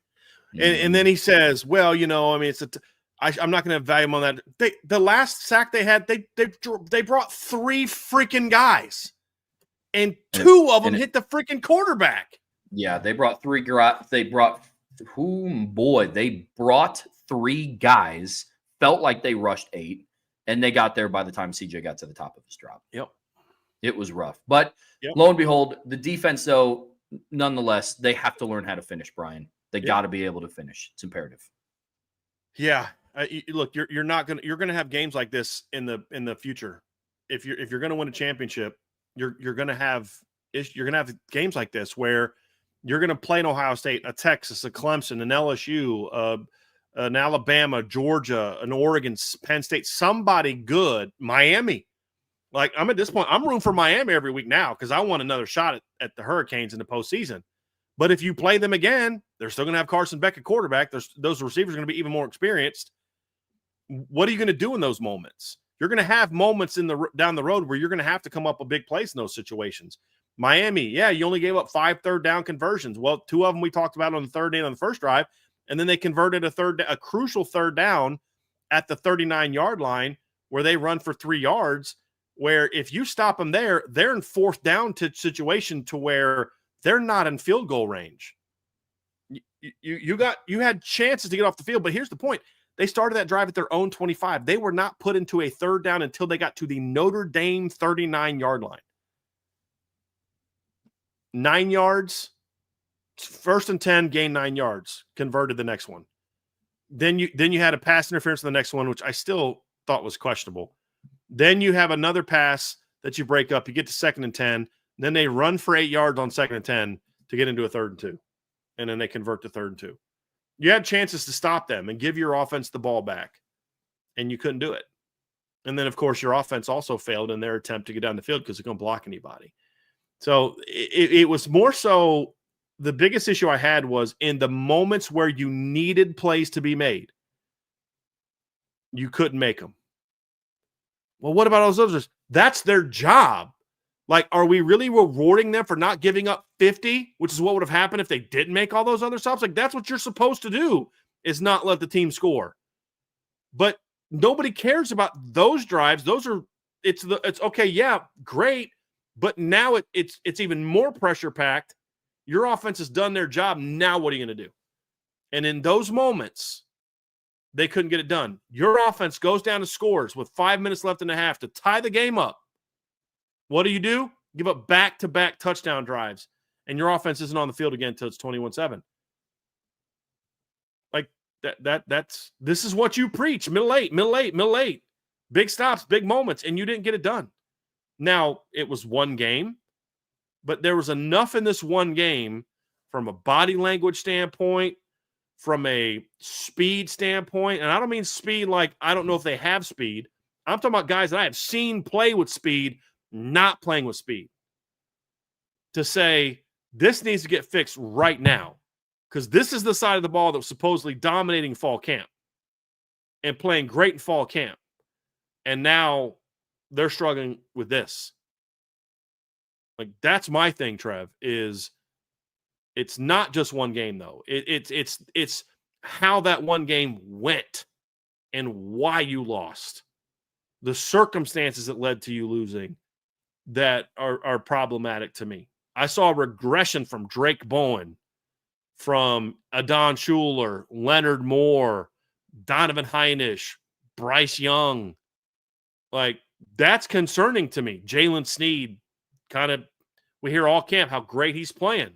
It's great that sources are telling you that. And then you get to the game and it's like, okay, where was he? You know, like those are all things that, like, when you see that, that's when I'm like, okay, maybe it's just one game and they're going to come out and just take it all out on A&M and they're going to be fine. Maybe they will. But there was enough of that to make me pause, Trev. And then the bigger thing structurally is what do you do about your secondary? Meaning there's two ways they can go. One is, look, we've got to keep working in this direction. We just got to get better at it. We're going to keep mixing up our coverages. We're going to play more zone. We're going to mix those things up. But we just have to keep doing it more and get better at it. That's one way to go. And I don't even necessarily think that's the wrong way to go necessarily. The other one is like, look, we have man cover guys. Go look at every time Christian Gray got beat on Sunday night. What was the one thing that those plays had in common? He was playing off coverage. Go look at every play where Christian Gray was in perfect coverage and just locking people down. He was in man coverage. He doesn't do well in those situations. But, you want to be that quarters coverage, robber coverage, cover 3 type of thing, and you don't necessarily have the guys to do that. Leonard Moore looked out of sorts. I've never seen Leonard Moore make the mistakes he's made. As a true freshman, he didn't make the mistakes he made. Multiple mistakes he made on Sunday night. Like, that's the thing for me is you could just say, hey, we're going to keep working at it. We're going to keep doing this. Or you could say, hey, listen, this is ultimately what I want to be. You know what it is? Dude, I don't know where your office is in the Goog, Coach Ash, but wherever yours is compared to wherever Mike Denbrock's is, go walk around and talk to Mike Denbrock and be like, hey, man, I know that last year you didn't run the offense you wanted to run. What was your philosophy? Because Mike Denbrock ran an offense that was not ideally what he wanted to do last year, but he did it because that's what his personnel dictated. I've said it a million times. Coach what you have, recruit what you want. And what you have right now is a very talented athletic defense that plays aggressive, downhill, fly to the football style of play. Not read, react, all that. No, it's you got to fly to the football. And that's the key. And so you're putting guys in situations. I keep hearing people say, Jeremiah, Christian Gray struggled. Christian Gray had 2 bad plays in the game. One of them I still think is the pass interference. I think he tripped. But he didn't handle that play well because he doesn't handle off coverage well. There's a lot of plays Christian Gray made in that game when you were using him in ways that fit his skill set. I thought Leonard Moore had more mistakes than Christian Gray. Just nobody talks about it. On the 20-yard touchdown pass, all everybody ever was talking about is Don Schuler not making a play. Leonard Moore got smoked on that play. Smoked in a way we never saw him get smoked last year. So what's got to get answered here? Like, you got to figure out, are we going to double down on what we're doing and just get better at it? Or do we say, look, we can't just be man all the time. We have to have the ability to play zone at times, but then lean on the man more and less on the zone, and then really work on a little bit less zone, but get really good at the things you're going to ask them to do. But be more aggressive with it. That's what I think they need to do. But, whatever you do, you can play zone and be a fast defense. You can play zone and be an aggressive defense. You can play zone and attack. That's more of my bigger concern. Not that they played more zone. There's some teams that have great defenses that play a lot of zone coverage, but they still play fast. They still attack. They're still aggressive. How do you not reroute a tight end on a 3rd and 9 and he's running vertical? How do you not get hands on a tight end in that situation? That's not the problem with zone. That's an execution of the zone. And that stuff's got to get addressed. And I hope that Marcus Freeman sits down there with Coach Ash and says, hey, listen, this, and this, but here's what we need to be. We were not fast. We were not physical. Our whole be violent thing. Did you see a lot of violence from anyone other than Jalen Stroman on Sunday night? Nope. I didn't see a lot of pads pop. And not that they weren't playing hard. I'm not saying they weren't soft. They didn't not show up to play. Like all the insults we like to use when a team gets out physical, they competed. They just didn't compete in a way that we're used to seeing these players compete. They looked unsure of themselves at times. They looked timid at times, like they didn't know what to do. That's the stuff that bothers me more than what's the balance between zone and pass. What are your thoughts on that, Trevor? No, I'm with you, man. Look, we talk about this all the time. If you're going to make a mistake, do it at 100 miles an hour. We didn't see that. Just didn't see it on Sunday. When somebody was out of position, it was kind of by a lot. Leonard Moore was out of position by a lot. Another thing that concerns me about the secondary is the usage of personnel. One, we had some questions around the cornerback depth. Christian Gray goes out for a play. In trots a true freshman and Mark Zachary, who I know they have a lot of confidence in, but man, going from a junior and Christian Gray to a true freshman is scary. The nickel rotation. Didn't love it. Didn't love it. When Devontae Smith was in the game, he was targeted twice, gave up one pass for 7 yards, didn't miss a tackle. Carson Hobbs was targeted 4 times, gave up 3 receptions for 50 yards and a touchdown and missed 3 tackles. It was a rough day for him. And I'll stay consistent. I'm not going to say that that's just what you should expect from Carson Hobbs the next time he steps foot on the field, because he did it in the first game away against a top 10 opponent, the first time he takes really a rep in a meaningful football game. I'm not saying that's going to be indicative of what he's going to do for the rest of his time at Notre Dame. But in week 1, that would normally be the time that you would want to lean on a veteran like Devontae Smith, who played against Georgia last year and who played against Oklahoma last year and who did all of these things. And, you know, that rotation was a little bit questionable. So not only do I have questions about, you know, how the talent performs when it's on the field, I have some questions about what is done with it at times. You mentioned it before. Donovan Heinisch, there were some plays where he made that was great, and there were some where he was just put in bad spots, in my opinion. He's a talented football player, but unfortunately too many people walk away and say that, oh, he sucks because he – You got to use him properly. He's right. 277 pounds. Maybe we shouldn't have him nose up against 6'6", 350-pound Inez Cooper. Maybe. I don't get paid the big bucks. I feel like that's not a big bucks thought. So it's got to switch, and it's got to change. But – secondary specific to your point, Brian, I think it needs to be a little bit of both. Get better at what you're doing, but also don't be so locked into the fact that it's going to be zone. There's going to be more zone. I run zone, yada, yada, yada. We've heard that song and dance. When you have a 6'2", 195-pound, extremely long, fast corner, and another one across the field from him, 6 foot tall, extremely long, extremely fast corner, downhill attacking linebackers, let them go do that. You have an entire really 15 to 16 game arsenal of examples of why that works. Not saying go be Al Golden. It's not my point. Point being is Al Washington returned and Max Bulla returned and Mike Mickens returned and Marty Biaggi, who helped out with the safeties, returned. They got to sit down collectively and say, hey, this is what we need out of these units. Collectively. It's got to happen. Ed3 made a comment in the chat earlier, and I couldn't find it again, but he basically said the frustration he has essentially is that they're trying to fix something that wasn't broken with this coverage adjustment. It's like, dude, it was a problem against Jeremiah Smith. I mean, USC, you weren't getting beat because you were trying to play man coverage. You're getting beat because you were blowing coverages and you weren't doing what you were taught to do. I thought Ed's comment was very well put. Like, you're trying to fix a problem that doesn't exist. You didn't lose 4 of your 5 starting secondary players. You lost 1 who was elite of your 4. Your nickel, who was very good. Like, okay, I get that you lost him, but like you said, like, I know you have faith in Carson Hobbs, but I don't know if like that's the situation I'm putting him in for his first real burn. You know what I mean? It's like it's kind of like with Anthony Knapp. It's like, were you really putting Carson Hobbs in the best situation in that? Like they're just from Chris Ash.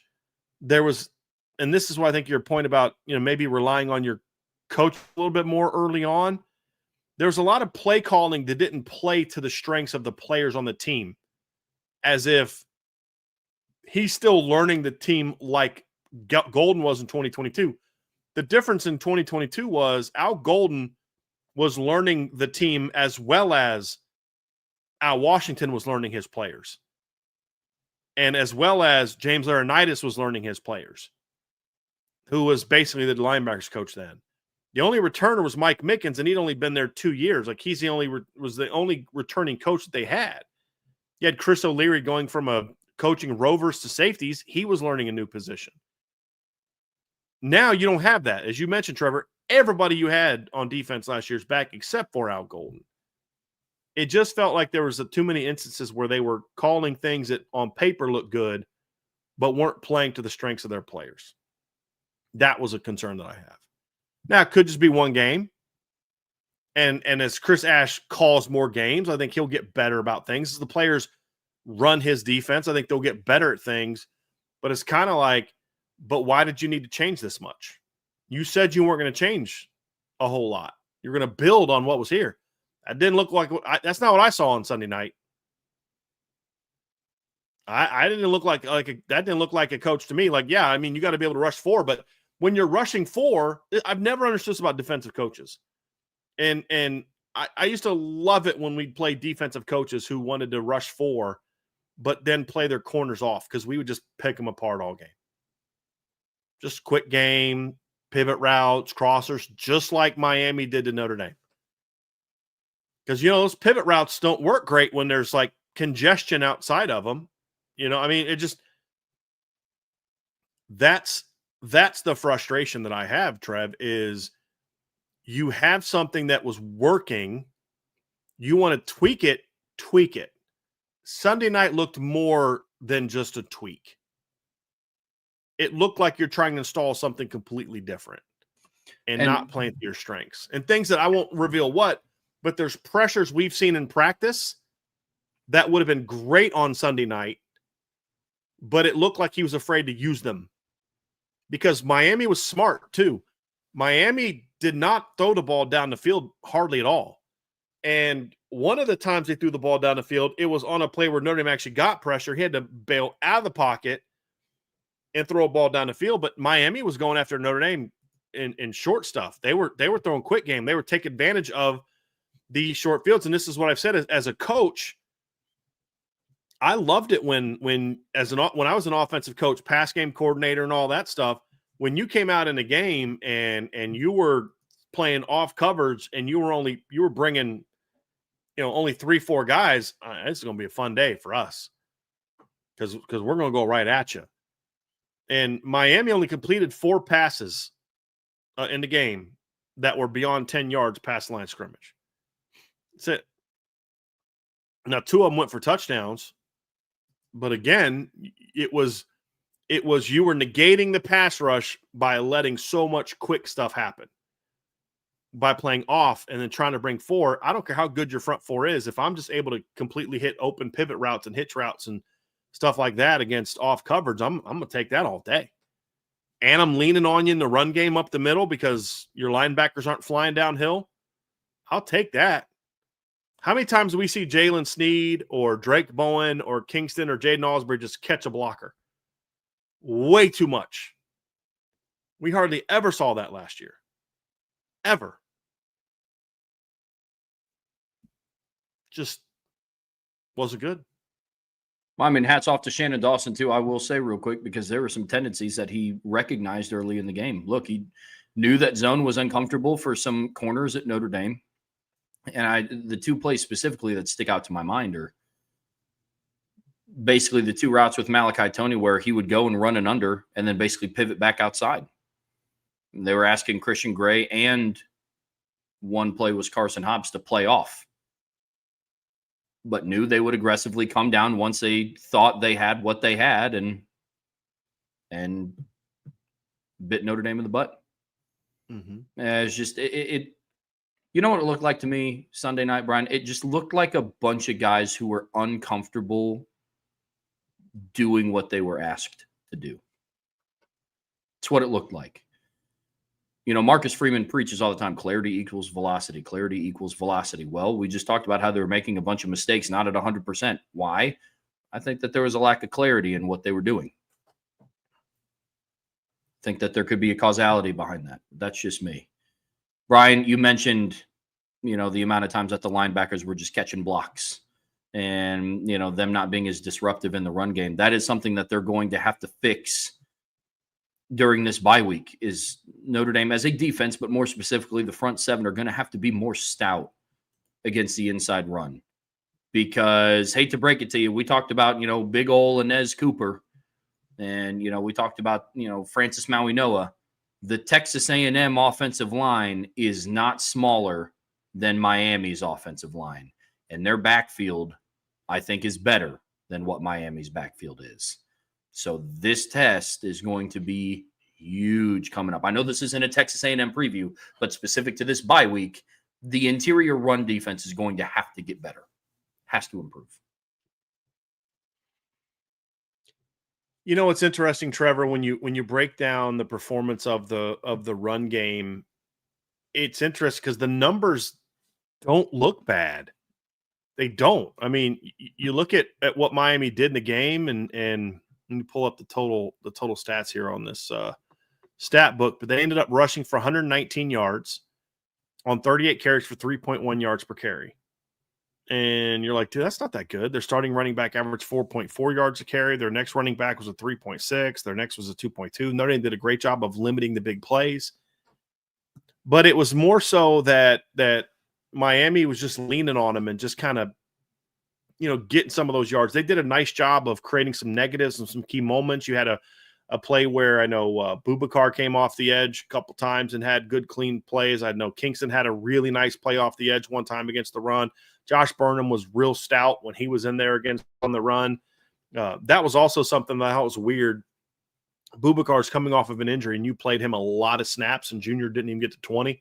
Burnham only played 25. I think part of that was because they felt they needed a pass rush, but it's like there just was more to me they could have done and should have done in regard to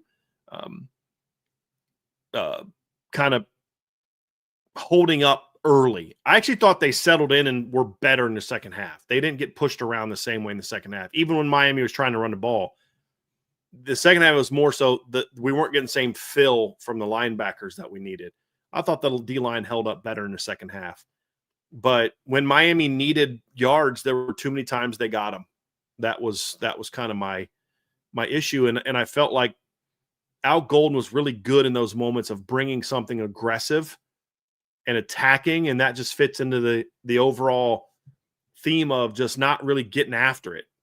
Like, I know you have good players and you have good talented guys, but sometimes it's good to turn them loose and do things to make the other team think about what they're about to do.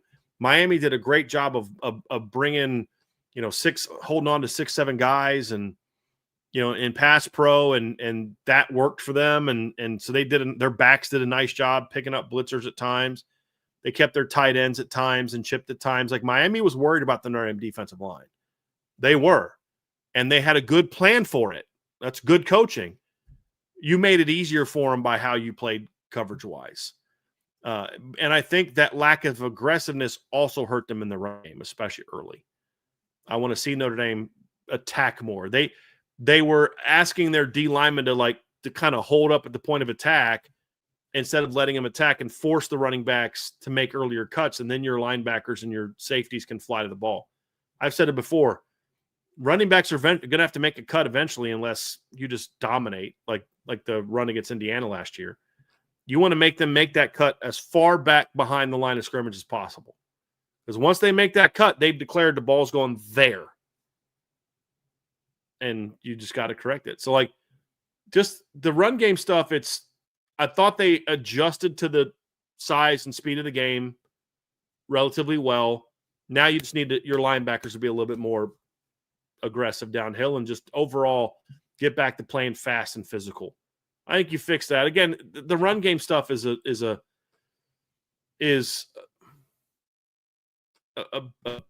bit more of a tweak that I thought we saw a little bit of that during the game. So I'm actually encouraged that they might be okay there. But like you said, though, this is another big offensive line that you're going to face. Are you going to put Kurt Heinisch in there again and say, okay, I know you're going to get up against a 335-pound preseason All-American right guard, but we're going to ask you to just come and go face-to-face with him and hold up. Yeah, that side's got to get better. But that's what's been has been weird about this entire conversation with the defensive line since Sunday night. Really, with the entire defense, is because on paper, this is going to sound so dumb, but on paper, outside of the final score, the defense for the most part did their job. Like you mentioned, what their yards per carries were, and you mentioned, I mean, they even held on FanDuel. Carson Beck's over-under was for passing yards by the time kickoff rolled around was 246.5. Now, yes, I understand that it played into, they took their foot off the brakes and Cristobal wanted to sit on the lead, but still to the point of like the under hit for them, the under hit for Jordan Lyles rushing yards, the under hit for, I believe the under hit for everybody's receiving yards except for Malachi Tony's, who's you couldn't even bet on. You know why? Because he's a true freshman who should still be in high school. Yeah. And so, I thought that was interesting about the defensive performance, but you're right. It needs to be more aggressive. It needs to be more downhill. The linebackers need to do a better job of being significantly more aggressive than what they were on Sunday night. And I think one of the reasons why it was just so, I guess, concerning, for lack of better words, is just because it was so uncharacteristic to what we saw. And I understand that it's a different defensive coordinator, but it's the same players. That's where the concern comes from. Last thing, Brian, to talk about, and I think this is another definitely something that needs to be addressed during the bye week. Got to get answers on the pass rush. Carson Beck was able at times to just set up camp and cook a meal back there. Yeah. It's what we saw against Ohio State and Will Howard. It's to your point about the pattern. This is one of the few things that has been a consistent, not on a good side, whether Al Golden was a defensive coordinator or Chris Ash was a defensive coordinator, they've struggled to get home. And I'm not talking about just the edge or just the interior. I'm talking linebacker blitzes were ineffective. Outside of Boubacar Traore on a couple of plays and outside of Bryce Young on one play, the edge rush was relatively ineffective. And outside of Jaron Dawson, the interior was relatively ineffective. So pass rush has to get shored up. Yeah, and it's a consistency thing is part of it. I think that there were times where they didn't finish as well in the pass rush, where they kind of got into the backfield, but they didn't get onto the quarterback. One time they got held and they called it. I think as you watch the film, you see like there's a lot of holding going on, but like that's the reality. If that's happening in a game when they're not calling it, you as a coach have to have an answer to that. What is the answer? Okay, maybe it's more line games. Maybe it's more linebacker blitzes. I don't know what that answer is, but like there's one particular blitz, Trev, that we saw in fall camp that was a problem, and I didn't see it on Sunday night, and I think it could have been effective. And it's one that I've seen Carson Beck struggle with. I won't say what it was because maybe they bring it out against Texas A&M, but I'm just kept waiting on it. Like, okay, they're going to bring it here. They're going to bring it here. And they didn't because they just were dead set on bringing their safeties from depth the whole game. So that was a little bit puzzling too, but you've got to have some answers when your pass rush isn't hitting home. There were some good moments for the pass rush, but part of it was too is some of their better pass rushes were negated by the fact they were playing off coverage behind it and just dump it off. And so that's going to you're going to have to find some answers to that. You're going to have to find some answers to that because you're going to play offenses like this again. Maybe not on, well, actually, I think you will see it on Saturday night because A&M wants to throw a lot of quick game, a lot of screens, a lot of crossers, a lot of mesh, a lot of slants, a lot of pivot routes, a lot of high-low stuff. They're going to run not the same scheme, but they're going to come at you in a similar way. You have to have better answers. And hopefully they will. But like you said, Trev, when they tried to dial up a blitz, those were, I think, less effective than the four-man pass rushes because at least, like, one thing that Drake Bowen did a pretty good job of, I thought, on Saturday night, it's one of the better games he's had as far as getting up underneath stuff in coverage. Like, so that was good. And that's not where Notre Dame was getting beat. It was more so the stuff on the perimeter. But yeah, when they did trigger, it was like, okay, that's not working like at all. Nope. Timing was funky. The speed was funky. Like, other than Kingston just lining up off the edge and saying, I'm basically a pass rusher right here. He's a really good natural pass rusher. Yeah. Like, he really is. Yeah, he is. And I think getting more from Patojo will help you. He only played like 9 snaps. That'll help you see he gets more into game shape. There's some things you can go to, but yeah. They have to find some answers. How many snaps did Logan Thomas play? Do you know off the top of your head? No, I can look it up here real quick. Let's see here. Logan Thomas played That's pressures. So let's see here. Logan Thomas played 1 snap. It's late in the game. Yeah, you got 1 snap from him, only 9 from Patojo. Other thing I thought, you only had 9 snaps from Tay Johnson. I think that needs to change as well in the next game. 1 snap from probably your twitchiest and fastest edge rusher is a problem. When you go, he's at least in the conversation with Boubacar. Yeah. When you go up against 2 big boys like Francis Mauigoa and Markel Bell, I'll just say it. That's a problem. And I don't know what needs to be fixed there. Like I had an issue with personnel groupings on defense all night long.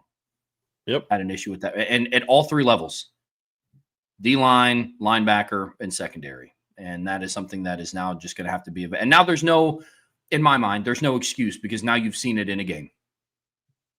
And there's going to be some things that have to get switched up. But at the end of the day, Brian, that's why Notre Dame has this bye week and they have time to get right. Because the good side is Notre Dame doesn't have to play a football game here in the next 5 days. And there's going to be some time. There's going to be some times to players to get adjusted. Everybody can get their mind right. 24-hour rule. Sometimes you just have to lick your wounds a little bit, but they got to get back to work. And that's what Notre Dame has in front of them. Before we get out of here today, folks, we do have a couple of super chats that we're going to get to before we kind of tie a bow on this show today. So first super chat is in here from, we're getting it pulled up right now. First super chat is from Jay DeLutis. Thank you for the super chat, Jay. I appreciate that. Do y'all think a lot of those screens were checked with Mies that if CJ was making a decision to go to? Season isn't over. Boys have a lot of work to do. Anyone can do it. Freeman can. So, yeah. So basically looking at my sheet here real quick, let me just pull this up here real quick and get to all the pass plays. I got all this stuff broken down into different things. So I have Notre Dame on Saturday night calling. Give me a second. Just duplicate that. And we will go there, sort by drop. I had Notre Dame calling 5 screens on Saturday night. 5. They had the tunnel screen on the first drive to Jordan Faison. Yep. They ran a tunnel screen to Malachi Fields. He fumbled. They ran a swing screen to two middle screens to Eli Raridan over the middle.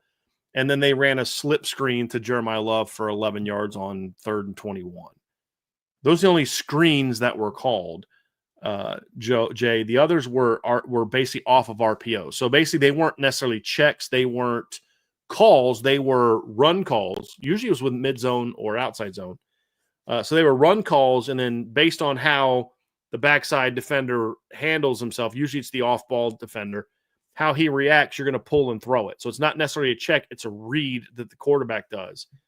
And I just think that's kind of what we talked. And I think Jay got this question in before we dove into it. So I think we've given him the answer, but I still wanted to recognize it. Sometimes you just don't tag an RPO with it. But then also, as I said, as CJ gets more experience running the offense, he'll start to have a better sense of, okay, I know the read's telling me this, but I'm going to do this. Just like I talked about on the slot fade or on the slot fade. I'm not correcting his mistake because I don't want him thinking as part of the natural read that I'm going to take these slot fade shots all the time if the tight end's wide open. I'm simply saying there will be times where as he gets more experience, he'll look at that matchup and say 0 against that guy with no safety help is going to be a big play. And you just look at it. If he wins off the line, which Malachi did, then you take your shot. If Malachi doesn't win off the line, then you just go to your hitch. Those are things that's where experience can help you. And same thing with the RPOs. There's times like, okay, I know my read did this, but we're running mid-zone away from him. I'm handing the ball off. I'm getting Jeremiah work. And he'll learn that. That'll come with time. And I don't think it's a lot of time. I don't think it's going to be like by his senior year. No. I'm talking about like this season at some point in time. He'll start to get better and better and better at it. Like, I don't want them to have to overreact to and not do RPOs anymore. I would like their RPO adjustment should be, okay, let's have some different RPOs that we don't always just go to the same thing. Yep.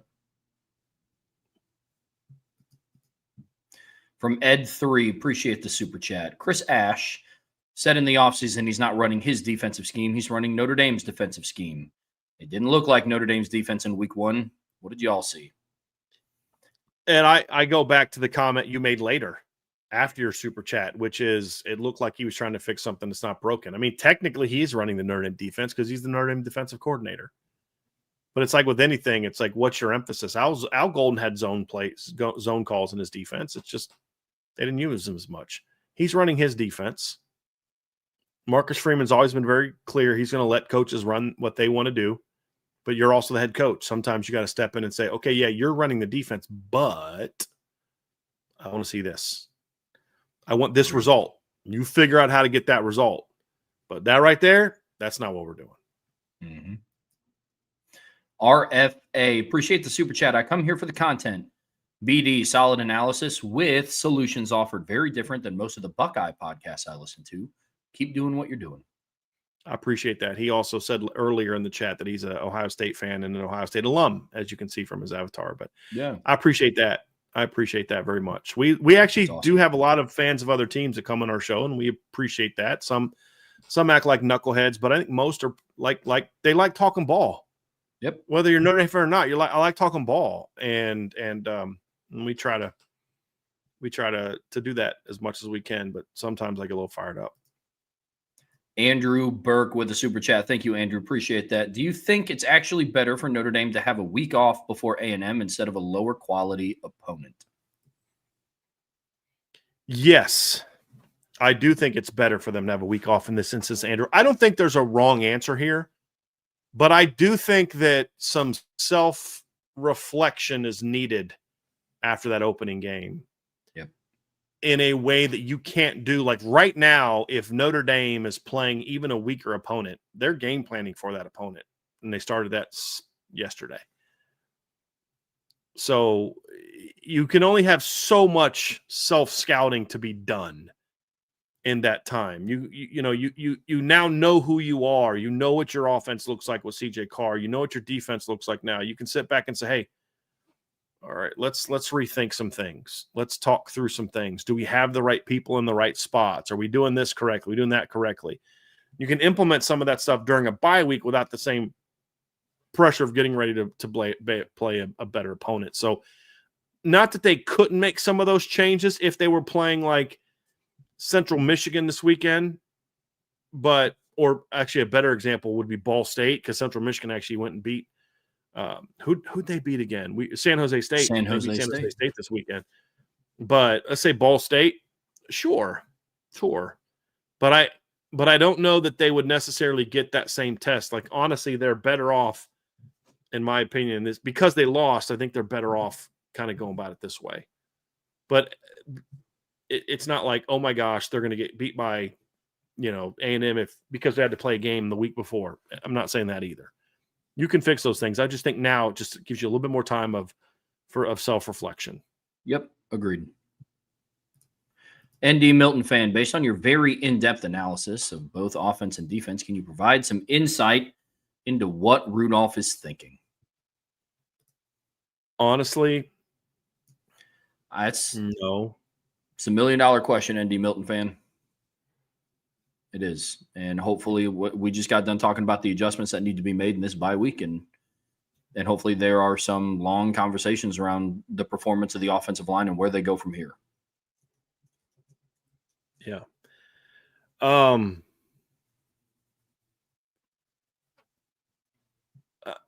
Look, I think sometimes as coaches, you make an evaluation of a player and you can be stubborn to go off of that. Look, coaches there's not a single Notre Dame coach on this staff that got to where he is right now by being just going with the wind, overreact. Hey, I thought I was right, but you know what? Now that you've mentioned some minor pushback, I'm going to, abandon what I thought was right because you offered some minor pushback on what I think I'm doing. No, you've got to have some conviction on what you're doing, what you believe in. You've got to have some conviction about who you are, and you've got to have some conviction about what you believe in and what your philosophy is, and what your evaluations are. And I think that Joe Rudolph has made an evaluation about Anthony Knapp that I just don't agree with. I think it hurts Anthony Knapp as much as it hurts anybody else. I think now it's almost to the point where he's kind of being stubborn with it. Honestly, that's what's frustrating me is to just move Jagasol to right guard with no comp. Like, what's more important for you to do? Figure out who your best left tackle is. Like, I can understand a scenario, and we talked about summer. I can live in a world where Jagasol is your right guard and Anthony Knapp's your left tackle. If you went out in the spring and Anthony Knapp proved that he's your best left tackle. But my whole point is, why not move Anthony Knapp to right guard? Well, the explanation we were given is, well, look, we think Charles Jagasol can be a really good left tackle, but we think he can be an elite guard. Okay, I get that. But what if Anthony Knapp's not a good left tackle against good teams? I kept hearing, well, he played so much better late in the season. Yeah, against Army, Navy, Virginia, like USC, teams that aren't good on defense. And then you get to the postseason, struggles against Indiana, struggles against Georgia, struggles against Penn State for a few series, and then gets knocked out of the game. So did he actually get better, or did they just play teams that couldn't expose his issues? I don't know. I just think Joe Rudolph, who's a good football coach, is just being real super stubborn with his personnel. And look, all coaches make mistakes. I made mistakes as a coach. Urban Meyer makes mistakes. Nick Saban makes mistakes. So we just went on a pretty big spectrum of me down here and Nick Saban and Urban Meyer way up here. And every coach in between us, including the great Lou Holtz, has made mistakes.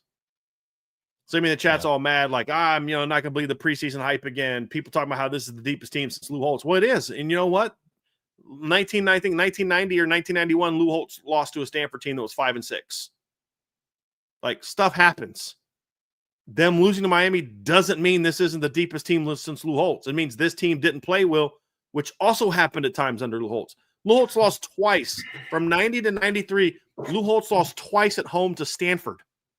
Lou Holtz lost to Boston College at home a week after beating Florida State. Glenn Foley looked way better against Notre Dame than Charlie Ward did the week before. It happens. It doesn't mean this isn't the deepest team that they've had.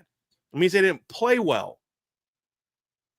Go ahead, Trev. Why is it that you think that we're so frustrated that Notre Dame lost on Sunday? Right. There you go. It's because we do believe that this is the deepest team that they've had since I've been born. Yeah. I didn't think that we're not frustrated just because we're fans. So I think Notre Dame could go undefeated and go 15-0. That was my prediction. But I'm also not but why was that my prediction? It's because I looked at this team and because I looked at the makeup of this roster and who the coaching staff was, and I believed that that was a viable thing. I didn't do it because I was a super fan and I just, I think Notre Dame will go undefeated every year, and I predict them to do it in 2016. I also predicted him to do it in 2007, and I predicted him to do it in 2022. No. That's why that loss was so frustrating. It's because they shouldn't have lost that game. We just spent an hour and a half talking about how many mistakes Notre Dame made on offense and defense, and they still lost the game by 3 points and had an opportunity to win it at the end. I'm just frustrated because that's now back-to-back games where we talk about all the mistakes that they had and they could have won and had an opportunity to win it at the end, and they didn't. It's irritating. Yeah. And I want to bring this up because Son of 66 says, going to have to disagree with you, Brian. I don't think Rudolph is a good coach. Line has players in the line that have regressed under him. I literally don't disagree with that at all. But here's the thing, guys. It's not you're Harry Hiestand or you suck. Like, we've seen a coach who's not good. The guy that Harry was in between the two Harry stints was not a good coach. This line is not that line. Like, he's a good coach. He's a guy that can thrive at Wisconsin and Minnesota. I don't think he's a Notre Dame caliber good coach. There's a difference. You don't get to Notre Dame as an offensive line coach if you're not at least a good coach. But when you're O-line you don't hire a good coach, or you don't need a good coach. You need an elite coach. That's what I don't believe that Joe Rudolph is, because he hasn't shown himself to be that.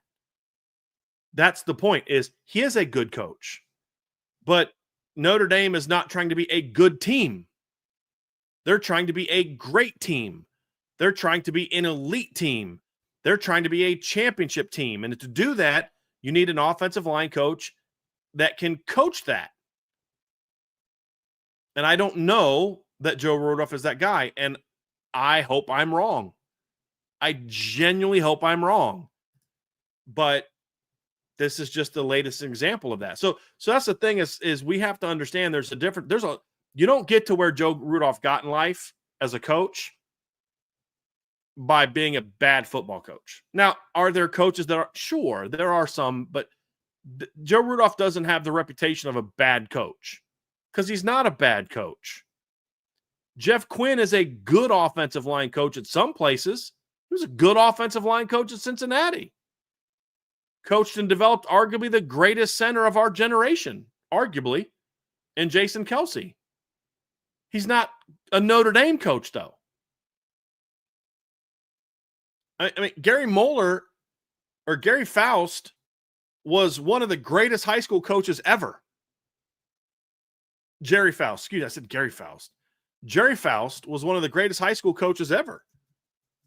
And I mean, I'm gonna pull up his record because it's actually stunning. Trevor, at Archbishop Moeller, they won 4 out of 5 national state champion, or excuse me, 5 out of 6 years. His last year, they won state championships. 75, 76, 77, 79, and 80. They won state championships. Like, they were dominant. He's sending guys in the NFL or college all the time. But that doesn't mean he's good for Notre Dame. Loved Notre Dame. Great guy. Awesome human being. Anybody you talk to, anybody play for him, they love him as a man. Doesn't mean you're ready for Notre Dame. There's some darn good football coaches at the group of 5 level. Wouldn't hire him to be the head coach of Notre Dame. Wouldn't hire him to be the O-line coach of Notre Dame. Doesn't mean they're not good coaches at the level they're at.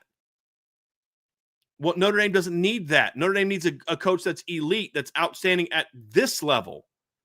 But that doesn't mean that Joe Rudolph's a bum. He doesn't know football. It just means he can't coach a line that can perform at this level against this kind of team with this kind of talent. There's a difference between that and not being a good coach. They just need better than good. And that's why the offensive line looks so much different under Harry Hiestand for the majority of his time than it has since he left. Fair enough. That's the reality of it. So I just look, I know we're all frustrated with Joe Rudolph, but it doesn't mean, like, he's not a bum. He's not some, like, guy shouldn't be coaching D1 football. I see stuff like, yeah, he should. He's a good football coach. I hope that he ends up becoming that guy at Notre Dame, because he's not going anywhere. He's just got to do a better job. Whether he's a good coach or not, it kind of doesn't matter. What we need is to see him get this line to play at a high level. It's capable of it, but he's got to get that out of it. We can't have more performances like this, Trev. It was bad. Yeah. It was really bad. Yep. Anyway. We had a super chat from Swan. Thank you, Swan, very much for your super chat. He says, which mistakes do you think are fixable by A&M, and which mistakes do you think will be long-term problems this year? Honestly, I think all of them can get fixed by Texas A&M. Yeah. The ones that are going to be the hardest to fix by then are the ones that involve CJ Carr, just because he has the least amount of experience. Some of his might take a little bit more time, but the defense can be fixed during the bye week. Seriously. Yep. The offensive line, to a degree, can be fixed during the bye week. At least on the road to fixing. Like, fixed isn't always just like problem solved. Fixed is, okay, we're on the path to the problem being solved, and our talent can help us still keep winning games while we're getting better at this thing. Yeah. So from that regard, it can get fixed like now. Like I said, the ones that are going to should take the most time are the ones that involve your redshirt freshman quarterback, who, might need a little bit more time to really get that veteran feel for where to go with the football and things like that. He looked pretty darn good in the first game doing it, but it just takes a little bit of time. That's all. But yeah, most of the stuff, Swan, can get fixed and on the road to recovery by A&M or fixed. Some of it's just fixed. Now it's fixed. Some of the issues that went down. Some of the issues that went down on Sunday were just week one. Like, it's their first time playing real football in over 200 days. I'm also not naive to that fact. Do I think that Eli Raridan is going to drop 3 passes? Do I think that Eli Raridan is going to end the season with 36 drop passes? No. No, I don't. Yeah. Do I think that Malachi Fields is going to fumble his first catch of every game? No, I don't. Do I think that every game Jeremiah Love is going to miss a hole? But to a degree, maybe. But every game? No. No, I don't.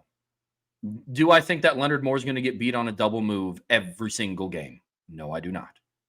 So while as frustrating as it is, it was also week one for Notre Dame too. Mm-hmm. I found myself, and this is what gave me a little bit of, okay, it's time to turn the page and start talking bye week in Texas A&M.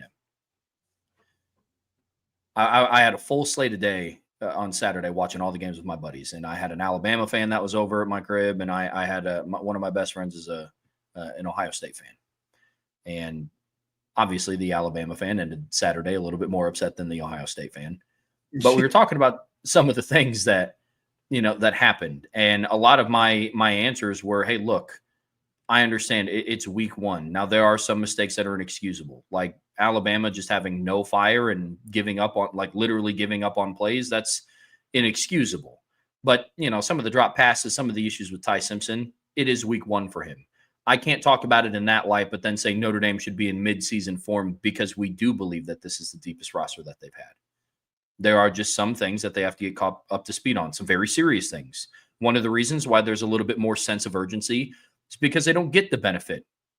They don't get the benefit of playing Nevada, FIU, Villanova, the Indianapolis School of the Blind to kick off their season. They have to go face Texas A&M at home. And so a little bit more sense of urgency around it. But at the end of the day, man, it was week one for Notre Dame too. These are absolutely issues that can get fixed by week one. Sky's not falling. The season's not over. If last season showed me anything, it's not over till it's over. And that gives me a lot of confidence. Not blind faith, because I'm not going to sit here and pretend that there's nothing that has to get fixed. But it does give me a little bit of confidence moving forward that, yeah, they'll be okay to a degree. But next time they're on the football field, it is going to be huge. And that's stuff that they have to work towards during the bye week. Well, all right, folks, that's going to do it for us here today on the Irish Breakdown podcast. Make sure, I do believe that the guys are going live tonight on IB Nation Sports Beat at 5 p.m., so make sure that you hop on over and check them out. But before you head out of here today, make sure you hit that like button. Make sure you subscribe to this channel. We'd greatly appreciate a 5-star review, no matter what streaming platform you listen to us on. The thread is already up on the premium message boards and the Champions Lounge. Brian and I will be back tomorrow at 1 p.m. for Buy, Sell, Hold. Make sure you guys get your submissions in there. But in order to do so, you have to be subscribed to the premium message boards at boards.irishbreakdown.com. So until tomorrow at 1 p.m., that's Brian. I'm Trevor. We'll see you back here very soon on the Irish Breakdown podcast.